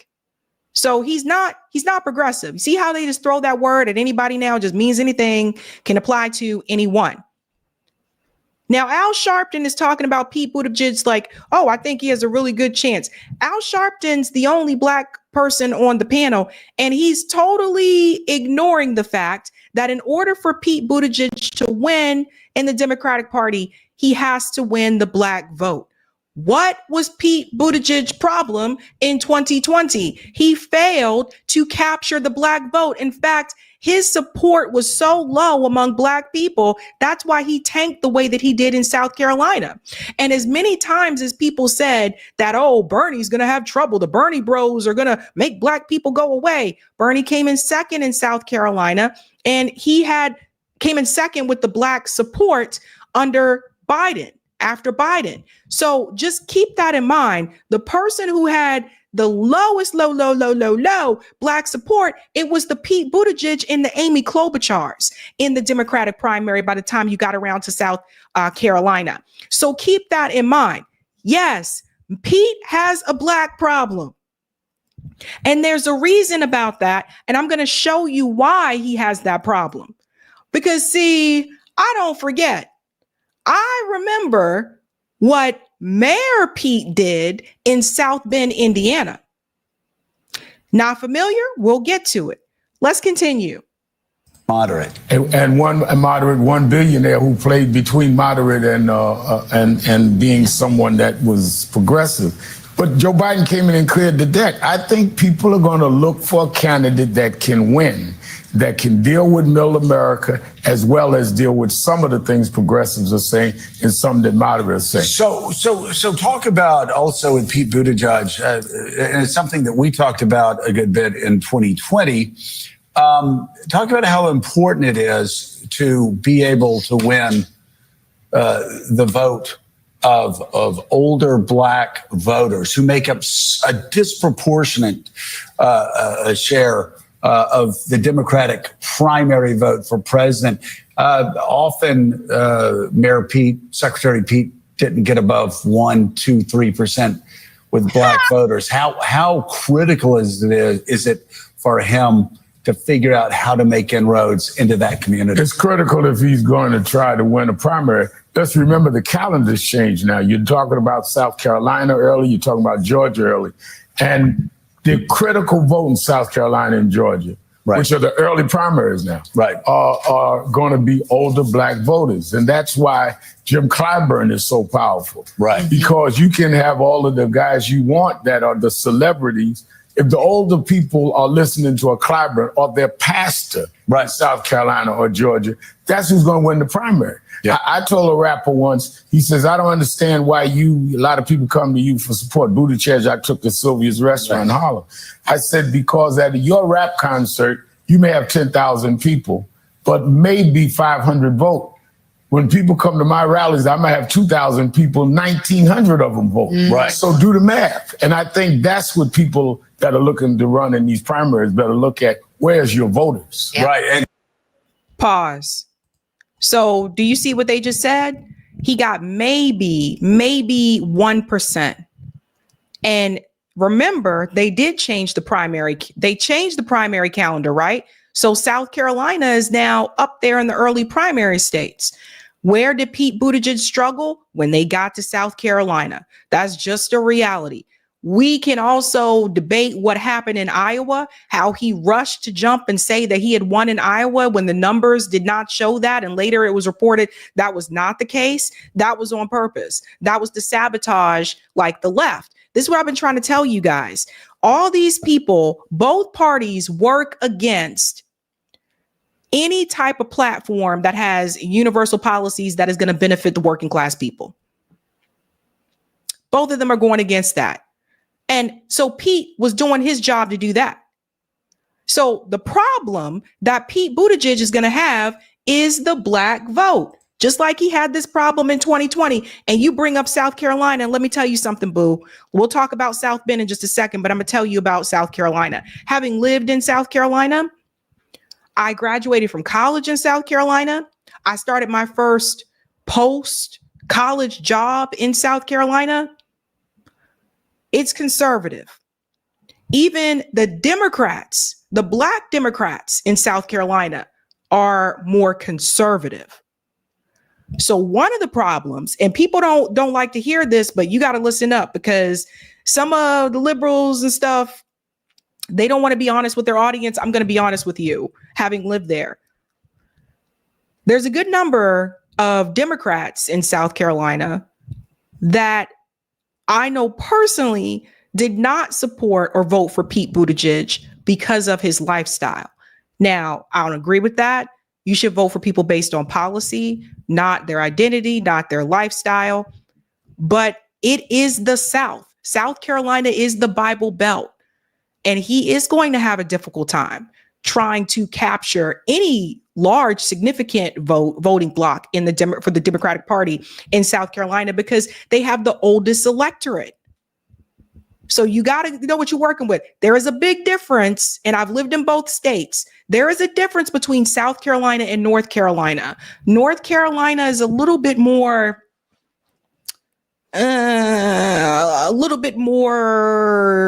purple. North Carolina is a little bit more chill. North Carolina also kind of Bible Belt, but because of the Research Triangle area, Raleigh, Durham, Chapel Hill, Charlotte, North Carolina, then you have the bases like at Fort Bragg and stuff like that. You have more of a mixture of people in North Carolina because of the jobs that exist there. So you have a lot of people that have moved from places that were very progressive to North Carolina because they could make about the same amount of money depending on what field they're going into, but it's cheaper for them to live there. The cost of living is cheaper, right? So you can't, the way that they talk about North Carolina possibly being a swing state, that ain't even an option with South Carolina. I'm trying to tell you, it's not even a no. It's a red state. And even the Democrats in South Carolina tend to be more conservative, especially when it comes to social issues. This is something I think the Democratic Party really doesn't want to have to grapple with. But the other reason why Pete Buttigieg has a black problem is what happened in South Bend, Indiana, when he was mayor. This came up during the debates in 2020. Just a reminder. Your community of South Bend, Indiana, has recently been in uproar over an officer-involved shooting. The police force in South Bend is now 6% black in a city that is 26% black. Why has that not improved over your 2 terms as mayor? Because I couldn't get it done. My community is in anguish right now because of an officer-involved shooting. A black man, Eric Logan, killed by a white officer. I'm not allowed to take sides until the investigation comes back. The officer said he was attacked with a knife, but he didn't have his body camera on. It's a mess, and we're hurting. And I could walk you through all of the things that we have done as a community, all of the steps that we took from bias training to de-escalation, but it didn't save the life of Eric Logan. And when I look into his mother's eyes, I have to face the fact that nothing that I say will bring him back. This is an issue that is facing our community and so many communities around the country. And until we move policing out from the shadow of systemic racism, whatever this particular incident teaches us, we will be left with the bigger problem of the fact that there's a wall of mistrust put up one racist act at a time, not just from what's happened in the past, but from what's happening around the country in the present. It threatens the well-being of every community. And I am determined to bring about a day when a white person driving a vehicle and a black person driving a vehicle, when they see a police officer approaching, feels the exact same thing, a feeling not of fear, but of safety. I'm determined to bring that day about. Thank you. So let me add the part that Pete leaves out there. So first of all, it wasn't just that one incident in South Bend, Indiana, that made the Black community in South Bend not trust Pete and have issues with Pete. And you're going to see their rage in just a second. Did you know that there was a Black police officer at South Bend, Indiana, that complained about the racism in the police department towards him? Another officer who complained about how the racism was done towards him. Do you know what Pete Buttigieg did? Okay, so that Black officer was demoted after he made the complaint. You may wonder, what does the mayor have to do with this? The mayor has the power to fire the police chief. Pete Buttigieg did not do that. Now, what they cut off at the end of this clip that you won't see is that one of the other candidates, I think it was Eric Swalwell, chimed in and said, why didn't you fire the police chief? You're the mayor. So you'll see he starts to say that here, and then the clip cuts it off. Watch. Yeah, see, he started to get into that there. So that's just one of them that I told you guys about. That was all Pete Buttigieg. He was the mayor. He had the power. Because see, when they were talking about South Bend, Indiana, there's two different parts of South Bend, Indiana. There's the part where that's majority white, and then there's a smaller Black community in South Bend, Indiana. And what Black people were saying is that Pete Buttigieg was ignoring what was happening in the police department. Even the Black officer that got demoted, he was ignoring. Like, look who he sided with. He sided with the police chief, who was doing the racism towards the Black police officer, and they demoted the Black officer who made the complaint. That was all Pete, Pete, okay? That's another incident. There's another incident that happened in South Bend, Indiana, where there was a Black boy who was found hanging from a tree. The mother reported it, obviously went straight to the mayor and said, you got to do something about this. When Pete Buttigieg was running for president in 2020, the mother came forward and said that Mayor Pete has done nothing, said, I'll get back in touch with you, nothing. Do you imagine how a mother must feel in this day and age to see her son was found hanging from a tree and the mayor just says, I'll get back to you, and never gets back to him? Let me show you how people responded to him. Again, in South Bend, Indiana, because people, let me tell you, make it very clear. Pete Buttigieg 2028, I will do everything in my power to make sure my people do not fall for that. I will do everything in my power to make sure my people do not fall for Pete Buttigieg 2028. Now, ride with me here for a second, because towards the end, I'm going to explain to you how he screwed over working class white people too. So this group here, in particular, angry protesters confront Mayor Pete Buttigieg. So again, this was his community. Listen to this. Can you say to us today, in front of all these cameras, that Black Lives Matter? Did you just ask me if Black Lives Matter? Yes. We want to hear you say it. Of course, Black Lives Matter. Then fire your car. What they're saying to him is, then fire the cop. So he would not fire the police chief. The mayor has the power to do that. But they demoted the Black guy who complained. Are you a racist? What about a Black life? What matters about a Black life to you, Mayor Pete? What matters about a Black life to you? Answer that for it just nothing. Same thing that matters to me about my own. Answer that. Keith, you sort of were, your eyes were opening wide. I'm shocked. I just saw this for the first time, and that's in South Bend. Yes. This is, I think, going back to the conversation I was having with Governor Rendell, it's just that African Americans are not a monolithic community. There are a lot of Black people who were fed up and tired of the Democratic Party, not to mention even the Republican Party, but the Democratic Party speaking the right language, but not doing the right thing when it comes to going to the mat and fighting for African Americans. Yes, the Democratic Party is head and shoulders above the Republican Party. There's no doubt about that. But in terms of being willing to fight for the issues that Black people are concerned about, Black people want to see the party leaders, to see the presidential candidates get out there and do something and lead on these issues, not be followers. Governor, what do you make of that? And just, I'll give you a chance to respond here to one more thing that just happened with this exchange with Mayor Pete moments ago. Here it is. I do not have evidence that there has been discipline for racist behavior in the case of Orange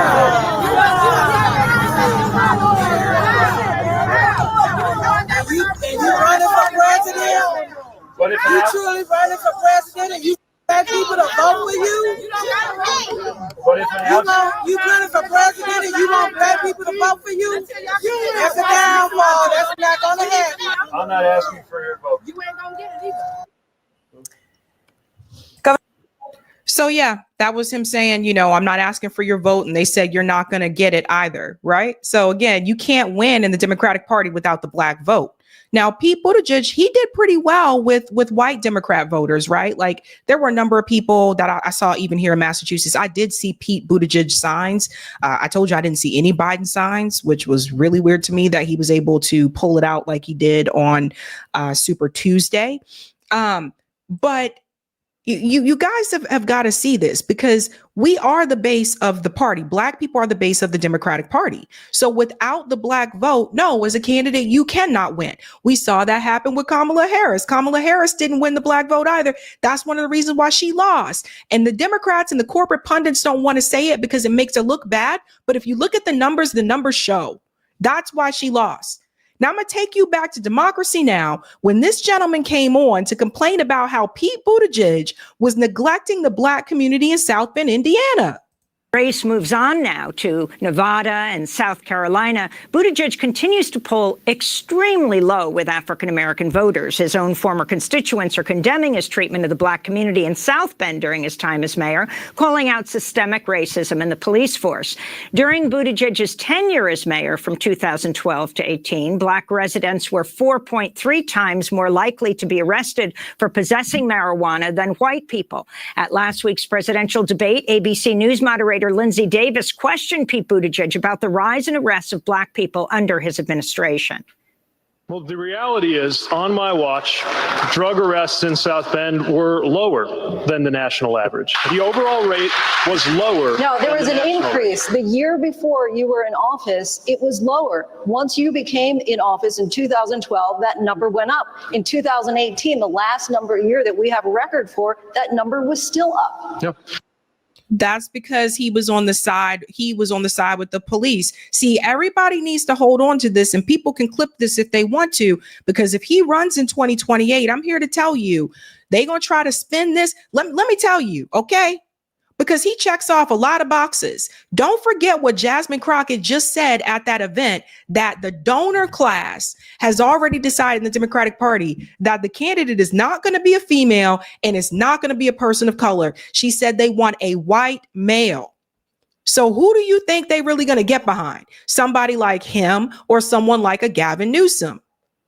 So I just don't want people to fall for this because I'm giving you the alarm, the alert now. Let's go on. And one of the strategies that our community adopted was to target when there were cases where there was gun violence and gang violence, which was slaughtering so many in our community. Well, for more, we go to Chicago, where we're joined by Henry Davis Jr., a South Bend City Council member since 2008. Welcome to Democracy Now!, Henry Davis Jr. Can you talk about your experience as a city council member with your mayor at the time? He just recently stepped down, Pete Buttigieg, who's now just placed second in the New Hampshire primary. Well, thank you for having me. My time working with Mayor Buttigieg was, at best, it was contentious. It was very difficult to get across to him and also to his administration how African Americans were living in South Bend and in some of the issues that confronted them on a daily basis. You're talking about double-digit unemployment. You're talking about a very high poverty rate, over 40%. You're talking about high crime. You're talking about schools shutting down and closing. And even some of his policies when it came to 1,000 houses, 1,000 days program, when he decided to go through the hood or, in the black and brown areas, and he wanted to demolish those homes. And the homes were demolished, but it wasn't the fact that some of those homes didn't need to come down. It was the fact that there was no affordable housing program that came behind it. And so now we're still dealing with, empty lots, high weeds, and a lot of varmints that are living in those empty lots. And so you're talking about right now. Everybody hear that? He was the one that gave the green light to demolish those homes in the black neighborhood. There's not a lot of black people in South Bend, you guys. Pete Buttigieg was the one that gave the green light for that. Even with the police force, you have the lowest number serving of African-American officers in the police force in South Bend. So, you know, there are a number of issues that confronted the African-American community and that he really chose not to deal with. And so as a councilman and having predominantly black district, a lot of those, you know, fights were held and had on the council floor. And I did as much as I could to satisfy the residents and the constituencies. But it was very hard going back and forth and not getting that money invested back into the community like it should have been. And so here we are now, you know, dealing with a presidential idea of a Pete Buttigieg, and even back in South Bend, how do we correct some of these social ills in its environment? You know, African Americans, go ahead, I'm sorry. I wanted to. So I just wanted you guys to hear that, right? Because I don't want people to forget. Because the same way we went through Joe Biden's, you know, pass with the black community, and we went through all the crime bill and all that type of stuff, you gotta think about who the Democratic Party, they try to push the donors who are they're trying to get behind, someone that's going to do their agenda, not someone that's going to really be there to help the people. This is why they push people like Rahm Emanuel, who closed all those schools in Chicago, in black neighborhoods in Chicago. This is why they push someone like him. He also covered up the death of Laquan McDaniel. This is why they push someone like, you know, Pritzker, Gavin Newsom. These are not people who are known for helping out the black community. These are people that are known for bucking, actually not bucking, but obeying the system and corporate interests. That's what they're known for. Now I'm gonna tell you something else. There was another thing that was sketchy about this. So he left Indiana and moved to Michigan. Wow, just happened to move to a swing state, right? At one point, there was speculation he was going to run for governor of Michigan. That ship sailed. He decided not to do it. And now he's doing these town halls in Iowa. So it looks like he's pursuing a 2028 presidential run, possibly. And he's in a swing state. What swing state did the Democrats lose in 2024? Well, hell, all of them. But they won Michigan in 2020 and they lost it in 2024. So I just find it interesting that he just happened to pick that state to move to. Could have been other reasons, but it is a swing state, right? He also adopted kids, and this is not towards the kids, but I'm using this to make a point. He adopted a set of twins. They're black twins. And I'm using this to make a point because I can already hear the talking heads now and, of course, the Democratic Party now. Well, yeah, those things may have happened in South Bend, but look, he adopted black twins. He talked about it here on this podcast. Andrew Schultz and friends. Listen to this. Yeah. When your son gets older, his experience in the world probably different from yours. Like, how would you have those combos with him? Or even, let's say, your daughter, like, learning to deal with her hair. It's going to be a little difficult. Like, how have you thought about these things? Do they concern you? Yeah, we think about it all the time. And it's not like we have it all figured out. So we were in. But if anybody knows how important identity is, of course. So we were in what's called a surprise adoption scenario. So we literally I was at work. I was traveling. We got a phone call. Chaston called me. And the next day, we were in a rural Midwestern hospital holding him in our arms. And they were like 1 day old. Wow. Like, it was like that. Like, just from like normal life to like, and by the way, it's twins, which was amazing. You didn't know it was twins before. We were just on a list. We said that we were willing to adopt, or we wanted to adopt. We said that we wanted to adopt without regard for race. By the way, anybody who says race is not a thing in this country should experience an adoption process where there are literally different lists. If you say that you want a white kid only versus if. So here we go. So I'm just preparing everybody for it now. Here we go. Let me tell you about my experience, when the type of systemic racism that happens in this country and my experience, the adoption process. It reminds me when Bill de Blasio stood up on the debate stage in 2020 during the Dem primary and he said, I have a black son. Now we were all like, okay, right? So I can just see all this now. I can see it now. So prepare yourself for this. Prepare yourself. If you say that doesn't matter, like Wow. literally a different list. What is that? What do you mean by that? The list for like it only is longer.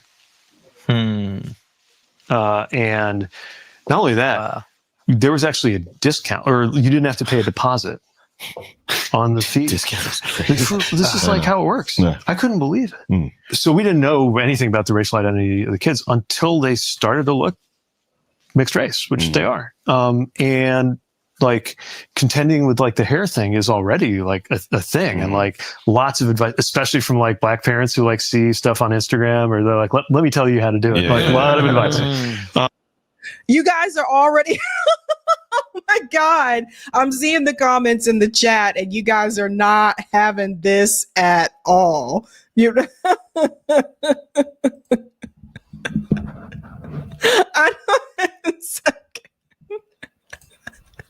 I told you, I can see it already. So I already know, where that is going. And then, this part here, I also want to show you. So they talk about the children, and I believe the children are actually biracial. You are 100% a pushover. The good cop and his husband, Chasten Buttigieg, raised their 2-year-old twins, Penelope and Gus, in Traverse City, Michigan. Oh, yeah, you got muck. Sand and muck. Yeah, so see, Michigan. So that's what I wanted to stress to people, because everyone may not be aware, but yeah, he moved to Michigan, which is a swing state. So just letting you know, like that's out there, that type of thing. And it's just, I can just see this. I can see it coming. I can see it happening already, ladies and gentlemen. It's, I had the problems with the Black community in South Bend, but, I adopted Black twins. And let me tell you about the struggles they've had to go through. And I know so much more now. Make it make sense, okay? But it's not just the Black thing. He's going to have a problem getting the Black vote. But white people, I want to show you how he screwed you guys over too. Because don't forget, Pete Buttigieg was the Secretary of Transportation under the Biden administration. Everybody remember a town called East Palestine, Ohio? Majority white working class town. Listen. On his first visit to the Ohio crash site, Transportation Secretary Pete Buttigieg saw the broken and burned remains of the derailed Norfolk Southern freight train. We're going to be here day in, day out, year in, year out, making our railroads safer and making sure Norfolk Southern meets its responsibilities. Buttigieg addressed criticism for not coming to East Palestine sooner. I felt strongly about this and could have expressed that sooner. Again, guys, I just want to remind everyone what happened in East Palestine, Ohio. Don't forget, there are people in East Palestine, Ohio that are still sick. You're talking about a number of people that have developed cancer. The air was still toxic from what I understand. Like, people are seriously ill. Yes, thank you, LPA. Status Quo has been reporting on it. That's right. Like, Jordan and them were the first ones I saw on YouTube that went there to interview the residents. And that town is majority, white working class town. Don't forget how Biden didn't go to East Palestine, Ohio until a year after the train derailment. And Pete was very late getting there. So there were other politicians that made it to East Palestine, Ohio before he did. So when I tell you that what you see that's done to Black people in this country, it's only a matter of time before they turn and do it to working class white people. This is the same thing I told you about the healthcare system. Same thing I told you about Social Security. Those limitations were put in place to penalize Black people, but in turn also penalized working class white people. How you wait this long? These people who were sick, all the chemicals in the air, people lost their jobs because of the train derailment. How you just take your little time to go to the town and see if the people are okay, and you're the Secretary of Transportation, and this is who the Democratic Party wants to be president of the United States?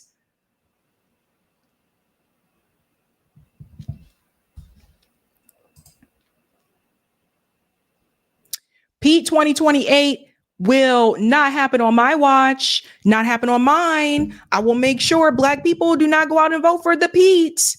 Because out of all the people, it's just they continue to push people that have either screwed over the working class, screwed over black people in particular, ignored like the claims, the demands, etc. They continue to push these corporate shills because at the end of the day, they don't really want to do anything for you, period.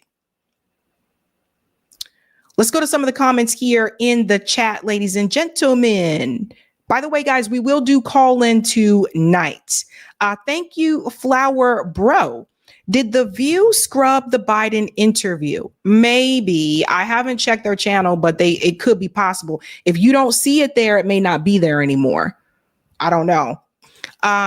Thank you, H. Dennis. Let me get this straight. Trump's budget proposal cuts funding to all social service programs and DOE, but yet we're still trying to own the libs. Okay. We've done several segments about Trump on the show. Larry Johnson was just on here at the beginning of the show when we were talking all about Trump. So I don't know what you're talking about, Dennis. I don't know what you're talking about. If this is, I will make it very clear to you, this channel does not cater to the Republican Party or the Democratic Party. I'm not a Republican or a Democrat. So if that's what makes you feel comfortable, I don't know what to tell you. Because you're not going to see that ass kissing over here. Moving on to the next one. Miss Ritchie, Mayo Pete is the rich white suburban NPR candidate. Thank you, Empire We Are. Buttigieg and his oh my God. I'm not saying that, Empire. Husband running for president while the country is still de-woking and recovering from the alphabet soup crowd over saturation and cultural hijacking. Good luck with that. Thank you, Dolan. Buttigieg will promise reparations to FBAs. We'll know he's lying like a mofo. Thanks, Joseph. Looks like Isn't It Real is launching that new offensive. Sounds pretty brutal from what Twitter is saying. Yes. Larry, we were just talking about that with Larry. Thank you, Andrew. The problem Pete Buttigieg will have if he runs again is the baggage and the history of being Pete Buttigieg. Mike says Indiana has the largest remaining group of actual KKK people. Thank you, Better You. Real question is, how does a backwards mayor from nowhere get support to be taken seriously for president of the United States? Who's he in bed with? He's former McKinsey. So he came from McKinsey. So just keep that in mind.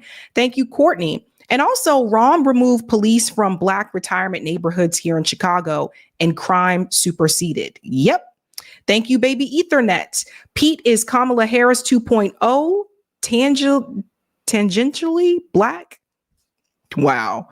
Shout out to Chris Arrow, who's been a member for 1 month. Not Sabs with the Matumbo finger on Pete. on Pete. Oh my gosh. Yeah. All right, guys, we're moving on to our next story. I think we're doing pretty good with time. If you haven't done so, smash that like button. Thank you. This story is wild. Could it be possible that there is a feud that is brewing in MAGA right now? Because apparently Steve Bannon just attacked Elon Musk. Now, this is in reference to the so-called refugees. Again, like I said, they're not really refugees, but the white South Africans that just came to the United States. Steve Bannon, apparently, of all people, is calling Elon Musk racist. I kid you not. Make it make sense. As you'll see it here, guys. This is wild. I didn't believe this at first. I didn't believe it. I had to double check again. But this is crazy. Steve Bannon condemns Elon Musk as racist and truly evil. Oh my God. In an escalation of discontent among the highest profile far-right followers of Donald Trump, his former advisor Steve Bannon has called Trump's newest favorite, Elon Musk, racist and a truly evil guy, pledging to take this guy down and to kick him out of the MAGA movement. So again, it's funny because Steve Bannon, of all people, is saying that about Elon Musk. Doesn't mean that Steve Bannon is wrong, but still. Let's continue on here. It says, in an interview with Corriere della Sera, a newspaper in Italy, excerpts of which were published this weekend by Breitbart, Bannon criticized Musk's embrace of some forms of immigration and vowed to ensure that Musk does not have top-level access to the White House. He is, let me move this down here, sorry. He is truly evil guy. He's an evil guy, very bad guy. I made it my personal thing to take this guy down before, because he put money in. I was prepared to tolerate it. I'm not prepared to tolerate it anymore. Okay, let's pause here for a second. So again, Elon Musk seems to have ruffled a lot of feathers in the Trump administration. Not just Steve Bannon. There have been other complaints earlier on as well. And Steve Bannon, you know, he touts himself as America first, as truly America first. And Elon Musk and his positions are becoming a problem for Steve Bannon. Now, we can go back a couple of months ago and we had the whole conversation about the H-1B visa, and there was kind of a rift there with MAGA at that point where people were saying, what the hell is Elon talking about when he says that we need to bring over the more H-1B visas? Well, no, that's not America first, because America first, you would focus on the people that you have here for those jobs first, right? So there was a rift and a split there. And Steve Bannon wasn't on Elon's side with that. And now you have this situation with the white South Africans that just came here that are claiming to be refugees, which I told you guys, they're not actually refugees. If you look up the statement from the president of South Africa, and I posted that video earlier today, these people are not refugees. They don't meet the status of refugees. There is no genocide that is happening to white people in South Africa. The UN has already made this statement. This was done to appease Elon Musk. And they're getting benefits and they're getting things that they're not even giving to other refugees and immigrants that have come to the US. They're fast tracking the process for them, but not for other people. Now, it goes on to say here, he added, I will have Elon Musk run out of here by Inauguration Day, which falls on 20 January. He will not have full access to the White House. He will be like any other person. Musk became one of Trump's biggest cheerleaders and certainly his richest during the Republicans' ultimately successful campaign to regain the U.S. presidency, spending reportedly about $270 million and being rewarded with a place at Trump's side ever since. After his victory, Trump tapped Musk to help lead an advisory group theoretically dedicated to cutting the U.S. spending. You all know about that. That was DOGE. Now, it goes on to say here, this thing of the H-1B visas, it's about the entire immigration system is gamed by tech overlords. They use it to their advantage. The people are furious, said Bannon, who Trump fired from his White House position during his first administration, but who later reinvented himself through his War Room podcast as one of the chief evangelists of the MAGA movement. Bannon further widened his aim to attack Musk's fellow tech giants Peter Thiel and David Sachs for having South African heritage. Now, look at this. This is another thing I want to highlight. Musk, should go back to South Africa. Why do we have South Africans, the most racist people on earth, white South Africans? We have them making any comments at all on what goes on inside the United States. Now, why is this important? This is important because of what we just saw happen with the white South Africans that just came here. And, you know, people have been butting heads about that. There does seem to be some type of a split there among MAGA as well. Whereas some who said no to refugees seem to have an okay idea here, or seem to be accepting of the white South Africans coming to the United States. So people are starting to call out the hypocrisy. Now, I wanted you to see that article Because when you see what Phil Scott had to say here, let me go ahead and bring him down, about this very issue, because we talked about this. The whole America First thing. What just happened with the white South Africans that just came here, the Afrikaners, that's not American First. That's more about like Elon wanted this thing. This is to appease Elon. I explained that to you guys. How is it that a group that is in power in South Africa, how are they being oppressed? And it's like people don't want to put two and two together, right? Listen to what Phil Scott said about this. Let me bring this up. By the way, if you guys are not following African Diaspora Network, you really need to follow them. But when I got to doggone Cape Town, I say, where in the hell am I at? Where are these people at? I was like, where they come from? You know, it was so many of them. I've never seen that before in the African continent, right? And so I just kind of saw, I think the first time that bothered me, I think we was with Tuani, and shout out to her. And she said, that's a black owned business right there. When she said, I said, what did you just say to me? She said, well, what you mean? I said, what did you just say about the business? Oh, black owned. I'm like, I said, why are we saying that here? I said, in America, okay, that makes sense. But here, well, you know, the history of apartheid and all that. And I say, yeah, okay.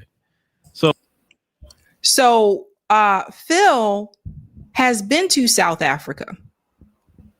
And he's been to other countries in Africa. So he was very well aware of the situation. And this is why I was telling people, I can't believe people won't even take the time to, I thought we all knew about apartheid South Africa, but apparently not. Because I'm seeing people online, they're like, oh my God, I'm so glad they're here and they're safe and they were being oppressed and da-da-da. And I'm like, now all of a sudden, no one remembers apartheid South Africa? No one remembers the history? Very weird, huh? Let me let him go in a little bit more. Oh, so, you know, the place we went to was good and all of that. But I just noticed that when I was in Cape Town, them folks move a lot different than Joburg. They're a little bit more, they ain't the same as like they are in Cape Town. So Cape Town, don't get me wrong, beautiful place. It really is. Nice mountains, nice, you know, the beach is nice. Everything is just, it was nice, you know, and everything. I ended up circling back the following year, taking my family to Joburg, you know, and then Cape Town, my family enjoyed that. We stayed at a different place or whatever. The next time I went to Joburg and Durban. And I was like, oh, I never want to go back to Cape Town. I never want to go back because I just enjoyed Durban. That's up there with the Zulus. And man, I loved it. Unfortunately, I was sick for one good day because I made a mistake eating at the gas station, right? Oh, boy, I never forget that. And I never make that mistake again. That's why when I travel now, I travel with all my medications. Oh, I travel with all. You can't get me to not carry my medications with me. They got this medicine they sell. We'll skip to the other part because he was talking about some of the things that they sell there, but he's been there, right? So he's been there a couple of times. Listen to this part here again that he was trying to warn people about. America first. You said you want to get all these immigrants out of here. They spending our tax dollars, all of that, right? You want our money to go into our pockets. We got homeless veterans. We got homeless this, homeless that. But yet you're doing mass deportations here, but now you're bringing in more refugees. And a lot of people who are saying, which in my podcast, you'll see that a lot of the immigrants are upset about that. And I talk about that in a whole different podcast. But the fact is they have shown up to America. They're here. Of course, they're going to get a rude awakening. Of course, we know that. But so. And I want to add this part as well, because this is really important.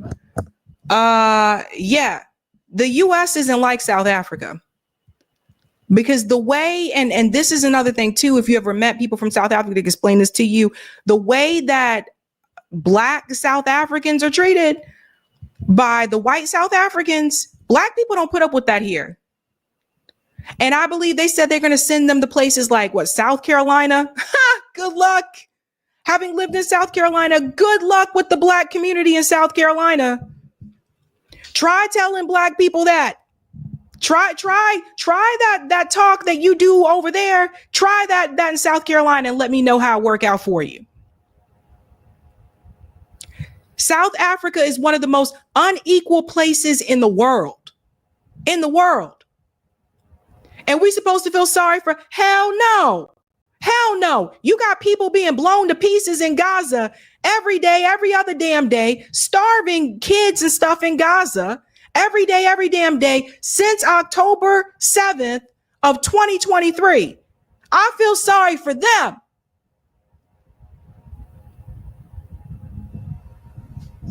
But you in a position of power. Get out of here.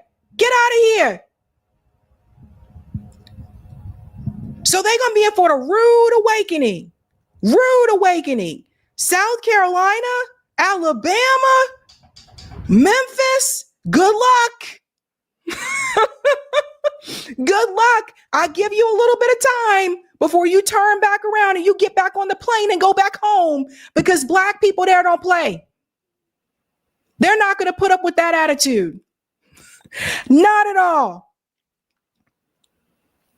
So he's been there, so he knows. He knows how unequal it is. And they really, let us put them on a plane and get them here. These are the people who wanted to keep apartheid in place. That's who they brought here to the U.S. And to all the other immigrants, I have to say this as well. Think about something for a minute. Some of you, it took you 10 years, some 15 years to get citizenship, but they're going to fast track theirs. How you feel about that? You see how they can look over you just like they looked over us? These are the parts that people really got to hear and they got to understand. I told you they would pit people against each other. They've been doing this for years.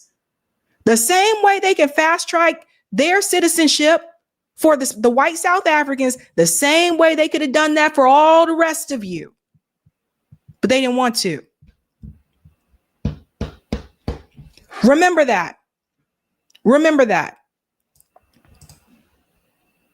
So there's a woman. I think I've actually played one of her videos before. Her name's Bianca, actually out there in South Africa. Shout out to Bianca, because I actually spoke with her right after I made that video. She's always speaking up against racism out there in South Africa. So there are some white South Africans who do speak up against, their community about racism. And like I always said, when they speak up against racism, they are attacked. They are ostracized, because how dare you speak against our racism? How dare you do that? Once again, that is the culture. It's the culture. Yep. And if you go anything outside of the culture, okay, you're going to be attacked if you are a white person. So Bianca had a warning. She wanted Americans to see the video. So that's why I made sure I'm going to show her video among a few others. Let's go ahead and play this video. I want y'all to hear this warning from Bianca here to Americans of what we really imported to our country. This is for the Americans. If you're not an American, feel free to watch, but please try and get it to the Americans. My name is Bianca van Wyk, born in South Africa, live in South Africa. Today, you will be welcoming the so-called white Afrikaans refugees. They are there based on an offer made to them, which I must say was informed by disinformation about South Africa. Now, I've seen a lot of takes on who Americans think they are receiving. Okay, Mm-hmm. You are not getting successful, professional, white, middle-class South Africans that are fleeing South Africa. The people you are getting are the people that believe that there is discrimination against them based on their race. Keep in mind, we live in the most unequal country in the world. We have, for instance, 70% of agricultural land and agricultural holdings are owned by white South Africans. 62 to 68% of top leadership positions in corporate are filled by white males. There is a huge salary disparity between white South Africans and the rest of the population. And there are a number of other indicators which shows you that this story of discrimination based on race is false. Another thing that I wanted to say is that you will get certain so-called refugees that have experienced crime. However, in South Africa, no one is exempt. These people that you are welcoming assume because they're white, they should not experience crime. There it is. There it is. I have one more part to play from you from Phil here as well that I think you guys need to hear. I don't think I got to that part just yet. Yeah, where he follows it up. That's the thing. They feel like they shouldn't experience it because they are white. Listen to this. Better off white South Africans are still there in South Africa doing what they're doing, right? Now, they are a class of white folks in South Africa that live dirt poor. They don't have anything. They have their own shanty areas too. They have this one brother went over there to one of them, I think in Pretoria. He went over there and filmed them. They were hot that he was filming their poverty. That's the people that's coming over here. Because let's think about it. Why would they want to come over here when they literally got it all handed to them right there in South Africa? They're not going to have the same lifestyle that they would have in South Africa. They won't have it at all. They won't have the docile black folk. I'm sorry, a lot of them docile. I'm just keeping it 100. They're not gonna have the docile black folk over here. You got FBAs, and we're not docile, right? They're not gonna have their maids and servants and everything else that they normally have. They're gonna find out real quick they can't afford that here. They're gonna find out. They're gonna find out that the US dollar isn't the same in this country like it is outside this country. That is 100% correct. You see, so they brought them here, but they ain't want to let them know, because the reality is, the US dollar, it goes further outside the country. Like the US dollar can go really far in Brazil. Like Nico came on, he talked about this before, right? Like, so what they're used to getting for the US dollar, like in South Africa, is a whole different situation when you actually come here. And matter of fact, when we go live on Sunday, I'm gonna cover that story, that recent report that just came out about the majority of Americans can't even afford a minimum way of living. That's the new report that just came out. So they're gonna be in for a surprise, and they'll just have to wait and see. Because like I said, make it make sense. So was Steve Bannon right? Was Steve Bannon right when he warned people that about Elon Musk, calling him a tech overlord and what he wanted to become? Is really interesting. Like I said, that it came from him of all people, calling Elon Musk racist. But was he right about that?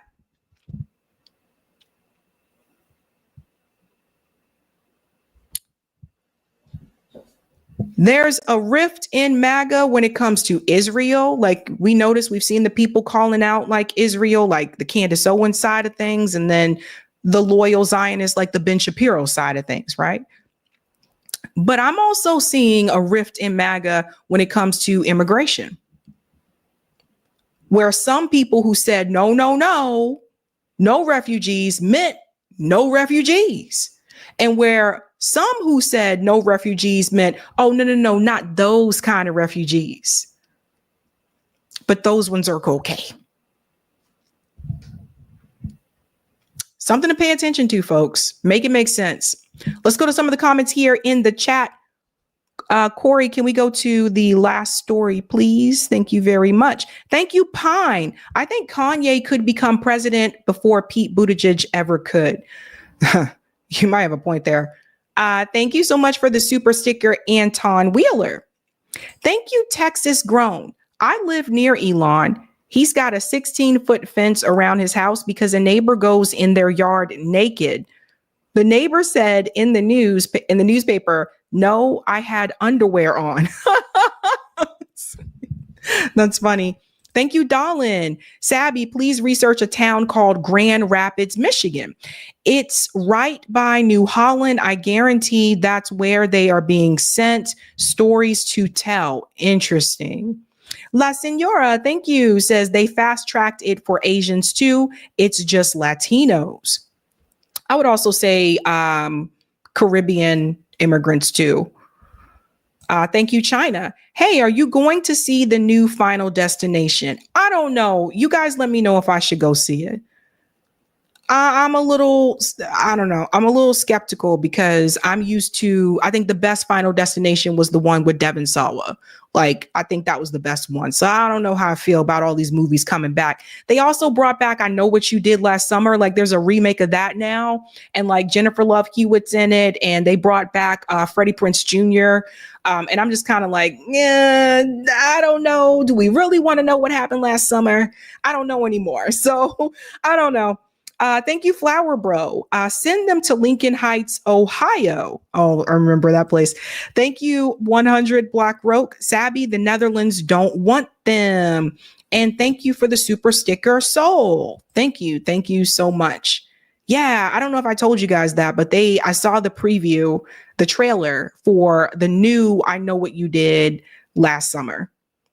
And I was like, they brought that back. Hollywood must be running out of ideas. All right. We have one more story for you folks, and then we are going to dive into Call In. Bam. And this is interesting update. You guys let me know. Hopefully you can help me make this make sense. Okay. Because I don't know what side you're on with this, Sean Diddy Combs, Cassie situation. I don't know. But Cassie Ventura, who is the key witness for the prosecution, has been testifying in court, 8 months pregnant, in front of Diddy for the past couple of days. And there are some things that were revealed that were pretty damning, but on both sides. There were some things that Cassie revealed that are pretty damning about Diddy. And then there are some text messages that have been revealed that are also, the defense believes, are pretty damning about Cassie. One thing I want to say very quickly before we dive into the story, it's important for people to understand Diddy is not on trial for domestic abuse. And I have to say that because I keep hearing people say, well, the video shows him beating Cassie. Yes. And we all saw that a lot of us saw that infamous video, but that's not what he's on trial for. He's on trial for racketeering, RICO, and sex trafficking. What the defense is trying to prove is that these freak-offs that Diddy had with Cassie were 100% consensual. And what the prosecution is trying to prove is that it was not consensual and that Cassie was hiring male escorts, bringing them across state lines, and that she did so because she feared that if she didn't do it, she would be punished. They're trying to prove that she was coerced. Let's go ahead and get into this first clip here of Cassie on the stand. Check this out. With male prostitutes. Ventura testified that she participated in these freak-off sex parties because she feared Combs and wanted to make him happy, but felt disgusting and worthless because she didn't want to do it. She told the jury that the hip-hop star would, quote, knock me over, drag me, kick me, stomp me in the head when I was down. And that wasn't all. The testimony was extremely graphic. Ventura walked us through years of alleged physical abuse and sexual humiliation that she says she could not escape. She said she was 22 years old when Combs first proposed the drug-fueled sex parties, and they allegedly became weekly occurrences, reportedly happening in hotel rooms in New York City, Atlanta, Los Angeles, Miami, Turks and Caicos, and Ibiza. She stayed awake by taking drugs that she says Combs gave her, including cocaine, Molly, and ecstasy. Ventura said the freak-offs typically lasted between 36 to 72 hours, the longest one lasting 4 days. And that. So let me pause here for a second and just interject, because there's a big difference between a couple who decides to have an open relationship and they just want to be freaks. Like, that's totally on them. what they do in the bedroom, if they want to be with all these different people, that's their decision. What the prosecution, what they are trying to prove here is that she did so against her will. And this is where it's going to get a little bit complicated, because there are things that show that, okay, she was probably made to do this. But then there's also evidence that shows that she chose to do some of these things. So I don't know how the ruling is going to go. I'm assuming that they're probably going to bring other witnesses to the stand. But from what the reporters who were actually in the courtroom, they said that Diddy does look nervous. Apparently Diddy has gray hair now from the pictures that I'm seeing, because they don't allow cameras in the courtroom. But from the drawings, it shows that he has a head full of gray hair. So either he's gone gray over, worry and stress, or maybe he was dyeing his hair. I don't know. But the reporter said that Diddy looks more frail and he looks nervous. Let's go on a little bit more. The frequent sex would often leave her ill and cause her to have constant urinary tract infections. At one point, Ventura told the jury about one freak-off where Diddy allegedly told her to get into an inflatable pool filled with baby oil and lube. Court transcriptions obtained by Law and Crime show the prosecutor asked, "Who, if anyone, asked you to get into the pool?" Ventura responded, "Sean, it was his idea." The prosecutor asked, "Did you want to get into a pool of baby oil?" Ventura responds, "At that point, I couldn't say no. It would have been all bad." After an objection, the prosecutor then asks, "What concerns did you have about not getting into the pool with baby oil?" Ventura responds, "That, amongst other things, just his temper. If that is something that he wanted, Sean wanted it to happen, that's what was going to happen. There wasn't another way around it." Ventura claimed Diddy controlled all aspects of the freak-offs, from directing her to find escorts, sometimes through Craigslist, the lighting in the room, to her nails having to be painted white, and what she wore. Everything, according to Ventura, had to go through Combs. He also filmed them. She claimed that when she would make him upset, he would threaten to release the footage. During that time, she says she took drugs to help her disassociate because she felt disgusting and humiliated. Like when she said Combs or male escorts would urinate on her. The prosecutor said, "Did you want Sean or an escort to urinate on you?" Ventura responded, "No." Pause right there, because you're going to see a contradiction to that later on about the urinating. And I also want to say this: can people stop peeing on people? God damn it. I said this back when R. Kelly, there was the R. Kelly tape where he was peeing on someone. Just stop peeing on people, okay? Just stop. Ew, gross. Don't do that. Don't do that. Let's take that away. But you're going to see a contradiction to that about what she wanted and what Diddy wanted. So just hold on to that when it comes to the pee part. The prosecutor then asked, "And before that happened, what, if anything, did you discuss about being urinated on?" Ventura said there was no conversation. It was just a turn on for him. Ventura testified that after sex acts with escorts concluded, Diddy would sometimes request that the escort's semen be, quote, put on his body in the next room. She was expected, she says, to have sex during her period, and testified Diddy frequently got physically abusive. One of those times was caught on camera in this now infamous CNN exclusive video of Combs beating Ventura in 2016. Ventura said she was in a freak-off with Diddy and an escort, and it was a couple days before her first big movie premiere. She claims she tried to escape while Combs was in the shower, but he caught her before she could leave. Okay. This is the part that I think is interesting. Now we know what that video was all about. I mean, at the time we covered it on the show, and well, first he said the allegations were false. Then the video was released, and then Diddy made a public statement on video, on camera, and he said that that was him and that it was wrong and he should have never done that or behaved that way, etc. But we didn't really know what Cassie was trying to do at that point. Was she just trying to step out? Was she? So now what we're hearing is that this apparently was another stage freak off at this hotel. And she waited until he got into the shower and then tried to get away. See, now we know more about this video. All we saw was just her, like, you know, walking to the elevator and him coming after her, which of course we're not going to show in here, but him beating her and kicking her and dragging her. Like, yeah. So if that's what she faced, what the prosecutor is trying to show is that if that was said punishment, and that's just what we've seen on camera, maybe that's what she's referring to when she said she didn't have a choice. If she didn't do these things, she would be punished. It would be bad.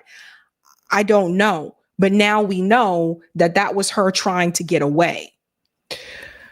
Let's go to the next video here, because they're going to talk about there were images that were shown to the jurors, and this includes a binder of pictures of these freak offs. Apparently they have video as well. So the jurors have seen the pictures. They showed the binder to Diddy and his team as well. So they see these pictures. I don't know how Cassie got the pictures, or if Cassie got the pictures, or I don't know who turned in the pictures. But again, I think what people need to really hold on to here is what I said a couple of weeks ago when I went through that Whitney Webb article. That connection between Diddy and Epstein network. Everybody needs to remember that Diddy is not the head of the snake, just like Epstein is not the head of the snake. This is a giant, I would say, web network of blackmail and sex trafficking. That's what you have here. And the people who are the head of the snake are not the people that are on trial right now. Diddy and Epstein are the fall guys. This doesn't mean that they didn't do anything wrong. It doesn't mean that they're innocent. What I'm saying is, if the head of the snake is still there, just because you cut off the tail doesn't mean that the crimes, the things that are happening, are not going to continue to happen. So let's see what they said to the jurors. Listen to this. Cassie Ventura spent much of the last 2 days on the stand here in Lower Manhattan. Just a short time ago, jurors saw pictures of injuries she says were caused by Sean Combs. The 38-year-old maintains some of the abuse even unfolded in front of people who worked for him, members of his security team. On one occasion, she says while riding in the back of an SUV, she punched him in the face. He then tried to stomp on her face. Today inside federal court in Lower Manhattan, Cassie Ventura told jurors during her more than decade-long relationship with Sean Combs, she felt, quote, scared, trapped, like how do you get out of this situation? The prosecution's star witness revealed the names of 13 male escorts she says Combs instructed her to hire for so-called freak-offs, sex and drug-filled encounters that sometimes lasted as long as 4 days. Ventura maintained she wanted no part, but did so because she feared Combs' violent reaction if she opted out. The jury saw this text message, Ventura telling Combs, quote, nothing good comes out of FOs, freak-offs, anymore. You treat me like you're Ike Turner. Pause. Now, they revealed some of the text messages between Cassie and Diddy, and this is one that I want to point to when I said there's some things that make Diddy look bad, but there's some things that also make Cassie not look good. When you say nothing good comes from freak-offs anymore, it's the anymore part that kind of stings me a little bit here, because when you say anymore, that means that prior, maybe you did feel like it was a good thing. And it could be, and I want to be clear about this, what could have happened is that it could be that maybe in the beginning, she was okay with it. Maybe in the beginning, her and Diddy doing this type of thing, maybe she thought it was, fun or whatever in the beginning, but maybe somewhere along the line, she decided, I don't want to do this anymore, and people can change their mind. But that text message there, again, this is not me trying to shame Cassie. I'm going by the text message. Nothing good comes out of FOs anymore. That leads me to believe that at one point she felt that it did. Just my guess there. Let's continue. They're naming names. They talked about the driver giving her drugs, and they're doing the sex trafficking because they're talking about the hitting. It's force, fraud, and coercion. This afternoon at first, the judge ordered all monitors in the courtroom and overflow rooms be turned off, so only jurors, attorneys, Ventura, and Combs could see 7 images. Ventura testified the images were from videos of freak-offs showing herself with an escort, another one of her alone with oil on her skin, standing next to a bed, yet another, she said, of a woman who once worked for Combs. Ventura says the weekly encounters took a toll on her health. At times, she said, even prescription meds couldn't treat frequent infections. That part is gross. And that part is sad. Because one of the things that she did mention was like UTIs, right? Like getting frequent UTIs and things like that. I got to tell you guys, I've heard so many stories just within the entertainment industry, not just music, but also movies, all that entertainment industry, of this type of behavior where it's supposed to be about making movies. It's supposed to be about making music. Cassie is a singer. It's supposed to be about that. And it's all this other, the sex trafficking, all this stuff that's added to it.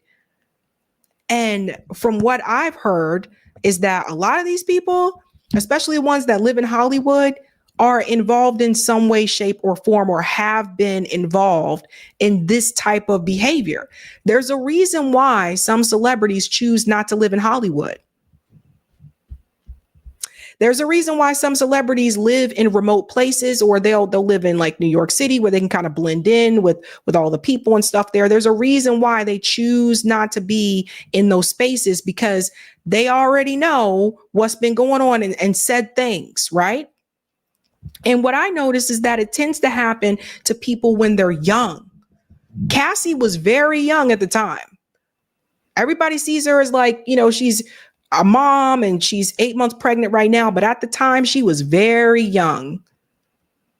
And you've heard these stories. We've heard the stories of Rose McGowan. Britney Spears had some stories.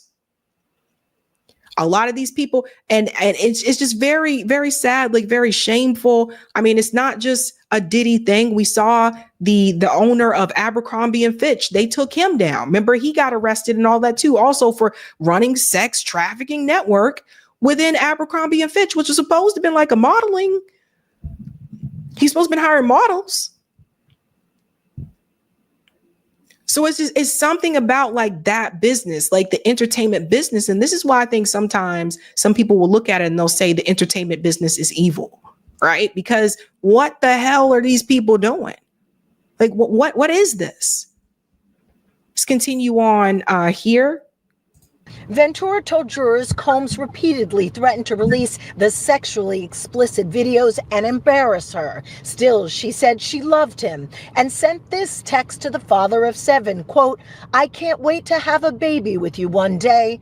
Happy Father's Day." The defense is going to try to say that this was all consensual. And they're going to say, why did you go back? They're going to say, why did you send this text? Why did you say I love you? So they're going to really make it try to seem like she had more control than she did. Ventura is now married, expecting her 3rd child. Her husband, Alex Fine, listened as his wife described one of the last times she says she saw Combs in 2018 when she said Combs raped her, telling jurors, quote, "I just remember crying and saying no, but it was very fast. I don't know if he noticed." Yeah, this is really sad. Like, I imagine like her husband being in the courtroom, like listening to that too. But obviously he's going to be there to support her, but that's got to be hard for him to hear. Probably not the first time he's heard it, but now, hearing it in a courtroom with all these other people around you, strangers around you, as well. I want to say something about abuse, right? The other catch to this that people need to understand is that when people are abused, they can show two different sides, right? There's the side that they show the public, and then there's the side that is private. And oftentimes when people are dealing with abuse, they don't show this publicly. Oftentimes, a lot of times you just don't know. This is why people will say, well, you were so-and-so's friend. You didn't know. No, right? Like, so what I don't want people to do is to blame the person who has been abused, right? So what we do know for certain is what we saw on that tape of him kicking and pulling her. Yes, that was physical abuse. And then people will see that and they'll say, well, why stay? Why go back? I think, I can't answer that question as to why people stay or why they go back. But I do think that it's important to read about that. There are a number of articles and books that you can read about that explain why they'll still go back. And I can't explain that for you because I haven't been in that situation. But I just think people need to understand that abuse can manifest itself in different ways, that in public, that person may seem just totally fine and okay. But privately, that's when, a lot of these things are happening. They may never show you that side. So just keep that in mind. It's also not uncommon for the person that is experiencing abuse to want to protect the abuser. There's a whole psychology around this. So I recommend you guys hear it from a psychologist because they can explain this better than I can.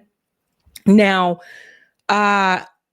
this part here that I thought was interesting. One of the male escorts also testified, and I want you to hear what he said. Sex worker says Cassie was shaking uncontrollably after Diddy allegedly hit her. Then the worker kissed her.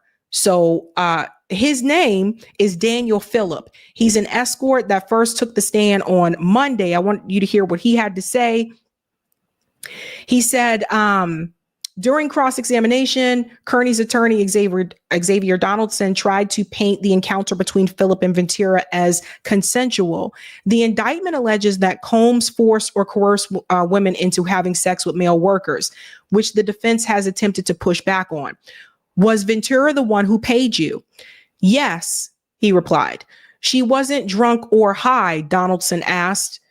To which Phillip responded by agreeing she wasn't. Is it fair to say that she was in complete control of everything she did? Phillip responds, I cannot say that. Right? So he couldn't really say yes or no, whether or not he knew that she was 100% in control at that point in time. And people need to see that part. But there's another part that people need to see. There was something else that he said, and you guys need to see this as well. Let me bring this up on the screen here. The part where I was telling you about the urination, and I'm sorry, guys, it's a Twitter thing, so it only gets so big, but highlighted down here. You guys gotta see this part. How many times, if any, were you asked to pee on Miss Ventura? Obviously, there was an objection. The court says the question needs to be rephrased, and they rephrased the question, what, if any, bodily fluids other than ejaculate do you remember there being in these rooms? There was another objection. So finally, they get down to this. So Cassie was actually the one that asked me to urinate on her. Did everybody hear that part I just read right there? This is the same guy, male escort. He said, so Cassie was actually the one that asked me to urinate on her. Let me just pause and come out for a second. Now, this is the part that doesn't look good for Cassie, because what the defense has been saying is that these freak-offs were consensual. And what the prosecutor has been saying is that Cassie was coerced into doing this against her will. And now you have one of the male escorts on the stand, and he is saying that she was actually the one that asked him to pee on her. Let's finish this part here as well. They had just come out of the room and she asked me if I had ever done that before. And I said no. And she told me to do it. And apparently I was doing it wrong because they both stopped me and told me I was supposed to let a little out at a time and not go full, like take a leak on her. I just need people to stop peeing on people. That's all. I mean, I don't ask for a lot, but I am asking for people to stop peeing on people. Can we just stop that? Thanks. So that doesn't look too good on Cassie's end. And then there's this part, and we'll end it with this. Cassie Ventura told P. Diddy she enjoyed freak offs in text message. So this is the thing I was telling you guys about. Listen to this. Yeah, as far as the cross-examination goes, for the most part, it seems very casual. We were thinking that it might be aggressive, it might be combative, but for the most part, Cassie has been very forthcoming in answering these questions. You know, she's showing, Ana Maria Estevao is showing her text messages and email chains and BlackBerry messages from 2007, from 2009, where Cassie is confessing her love to Diddy, or she is asking for a freak off, or she's, asking, about just more intimate details from her relationship with him. Because to your point, Jesse, a lot of this stuff, some of these messages that we did see in court today were very graphic in nature. And so, the questioning was starting out about the relationship between the two. When it first started out and around that 2007 time period, around that 2009 period, that's when the questioning at the beginning of it kind of all started. And you would think that would be, an aggressive moment or a combative moment, especially as you're seeing messages that say, I'm a very lucky woman, I miss you, and I'd fly wherever you need me, I love you. And then you see Diddy respond, I love you so much, it makes me cry. And then Cassie writing back, you hungry pop. But I'm thinking, just from my perspective, that around those time frames, she was still relatively young. For the most part, she was in her early 20s. She was also asked about a previous relationship she had with another music producer named Ryan Leslie. And around this time frame, the defense was kind of saying, when you started dating him, you were 18, 19 years old and he was 10 years older than you. And asking, with respect to Sean Combs and respect to Diddy, asking whether or not, that her entire world opened up because she was dating this man at this time period. Because remember, around that time, Diddy essentially reigned king amongst everyone. And so a lot of the questioning was a lot of messages that were shown today, a lot saying, I love you so much. It made me feel like I can't wait until we just don't care anymore. And by saying we don't care anymore, that's about, her just wanting to be open and public about this relationship. Yeah, I mean, it put it this way, folks, regardless of what the ruling is at the end of the day, I just don't see this looking well for Diddy regardless. Like, even if the jury found him not guilty, I mean, how do you come back from this? It just it's messy. It's a lot of stuff here. You still on video beating and kicking this woman. There's no excuse for that. And so I think what is going to be tricky, and people have to remember again what the charges are. The charges are not domestic abuse. If the charge was domestic abuse, that's an easy one. They could say, oh yeah, well, obviously we find him guilty of domestic abuse because we have this video here, but that's not a charge. The charge is racketeering, RICO, sex trafficking. So we'll have to wait to see what happens here. But I have a feeling this is not going to end just with Cassie. I have a feeling other people are probably going to testify and come forward. I did see, I guess, an appearance by former, R&B singer Al B. Sure, who came forward and said that people for years said that he was crazy, and he tried to warn people a long time ago that Diddy tried to kill him or have him killed. Like there's a number of things, and that's another thing that kind of went around the music industry, that Diddy was known for like offing people and stuff like that. So if that was the case too, of course, Cassie was going to be afraid. Now, my question is, how did she eventually get away from him? Because she's married now You know, she has kids. She has I think a third child now on the way. She's 8 months pregnant. How did Cassie get away from Diddy? Interesting, guys. We'll have to. That's something I'm curious about. How was she able finally to get away? All right. Okay, guys, we are going to do call in. We'll try to be quick with it.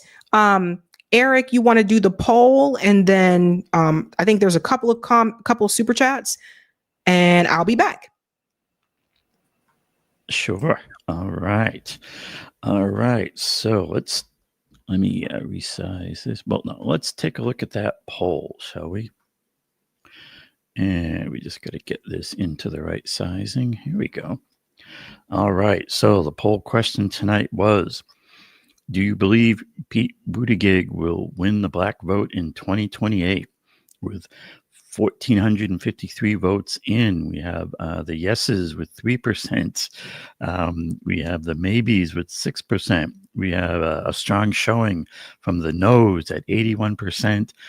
And we had I plead the fifth coming in at 10%. So there you go. I think we got a strong win for the nose there on whether, and an unsurprising strong win on whether or not Pete Buttigieg will win the black vote in 2020. Now, let me just get this sized right. All right, let me do this to it. There we go. All right, so this is the part of the show when yours truly, Eric T. Red, come from the background to the foreground, and we give Sabrina a little break, and then we'll be coming back, and then we'll be transitioning into the Zoom Hangout, formerly known as Call-In. Sabby is actually creating the Zoom room during the break, and we'll come back into that. And in the Zoom Hangout, the cameras are optional whether you have them on and off. Sometimes there's a certain kitty cat that appears, but we'll see. And yeah, so whether or not you have a camera on is optional. You can talk about anything you want. If there's a topic that came up during the show, we had, or you can also let us know what you thought of Larry Johnson. I thought he was based. Other topics were we had Steve Bannon and Elon in the new immigrants. We just had the Cassie story. We had the Pete 2028 story and the Jake Tapper stories. You can talk about those or talk about anything else you want. Let's see what we have here for a few super chats.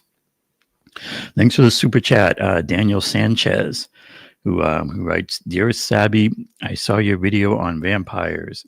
Similar topic. I grew up in a UFO hotspot and even met a pilot. Gray, if you're interested in the details." All right, thanks for that one. And thanks for the super chat, Christian, who says, "Everything that glitters isn't gold." And thanks for the super chat, Mrs. Richie Blackmore, who says, "I feel sorry for her abuse, but I feel more sorry for the many nameless, powerless people she allowed the abuse of who don't have her money and power." Interesting point of view. Yep. I see where you're coming from. The other thing, and, this is basically what Sabrina just said, if they would have just kept it simple, and prosecuted him for domestic abuse and the other violence and just use the video, they have a quick trial and get him sentenced and get it over with. But, like they say, like cops are going to cop, there's that saying, like cops are going to cop, you can say like prosecutors are going to prosecute, and, they just get going on this stuff and they just throw charge after charge into it. And then, sometimes people get off because they just go for too much. Thanks for the super chat, Daniel. You said, "Diddy drugs his victims. She can't consent if so." And thanks for this one, Nicole Smith. "Jonathan Odd is an escort who something at Trump Tower." Okay. And thanks for this one, Daniel. "Jaguar White and others were helping out Cassie." All right. Thanks for the... Don't mind me while I hit the cough button. Yeah, I think that covers our super chats. And while I have a minute here, let me just bring up, you know what I'm probably going to talk about, right? Let's talk for a second about about 11 demands. Why not, right? Yeah, so this is a little project we have around here, 11 demands. And, you know, one good way to, you know, into it is to start with kind of, you know, the big three, right? You know, healthcare for all, minimum standard of living, and, you know, end the wars. You know, it can be a good way into it to say, like, these are the, you know, pretty clear and easy demands to have.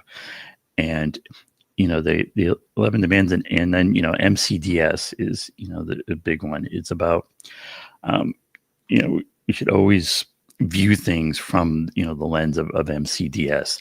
And, you know, I can connect this to tonight's theme, which was make it make sense. And, you know, if you want to have things make sense, you know, always connect it into, of course, follow that money, you know, always follow the money. And then, you know, from there, you call out the corruption. And, you know, and that's all really good, and that's critical, you know, the education part of it. But then you need to always go to the next step, the D, and to have those robust demands, like we have the 3 here, and like we have on the 11 demands list. And if you're calling out those demands, then that leads to the solutions. Because when you view the corruption and demands, you know, it comes down to, you know, our government is corrupt. You know, that's every member of every party of the 2 major parties in DC. And so then I wanted to hit on, you know, in the 11 demands Substack, which I'd encourage all of you to subscribe to get occasional posts about this stuff. If you go to 11demands.org, there's an easy link into the Substack. And, you know, among the articles there is one called An MCDS State of Mind. And the idea is, you know, to be viewing the world and viewing things from this framework of money, corruption, demands, and solutions. And, you know, and it mentions the idea of the 11 Demands Collective. And I wanted to mention that because there's something coming for 11 Demands Collective. I won't get into the details quite yet, but if all this sounds good to you and you want to be a part of it, you know, we're going to have a way to do that. And so, you know, what would it mean to be in the 11 Demands Collective? Well, it's a state of mind. It basically comes down to using the MCDS framework is the key to that. But, you know, we should have more on that in the coming days. But I thought I'd tease it a little bit now.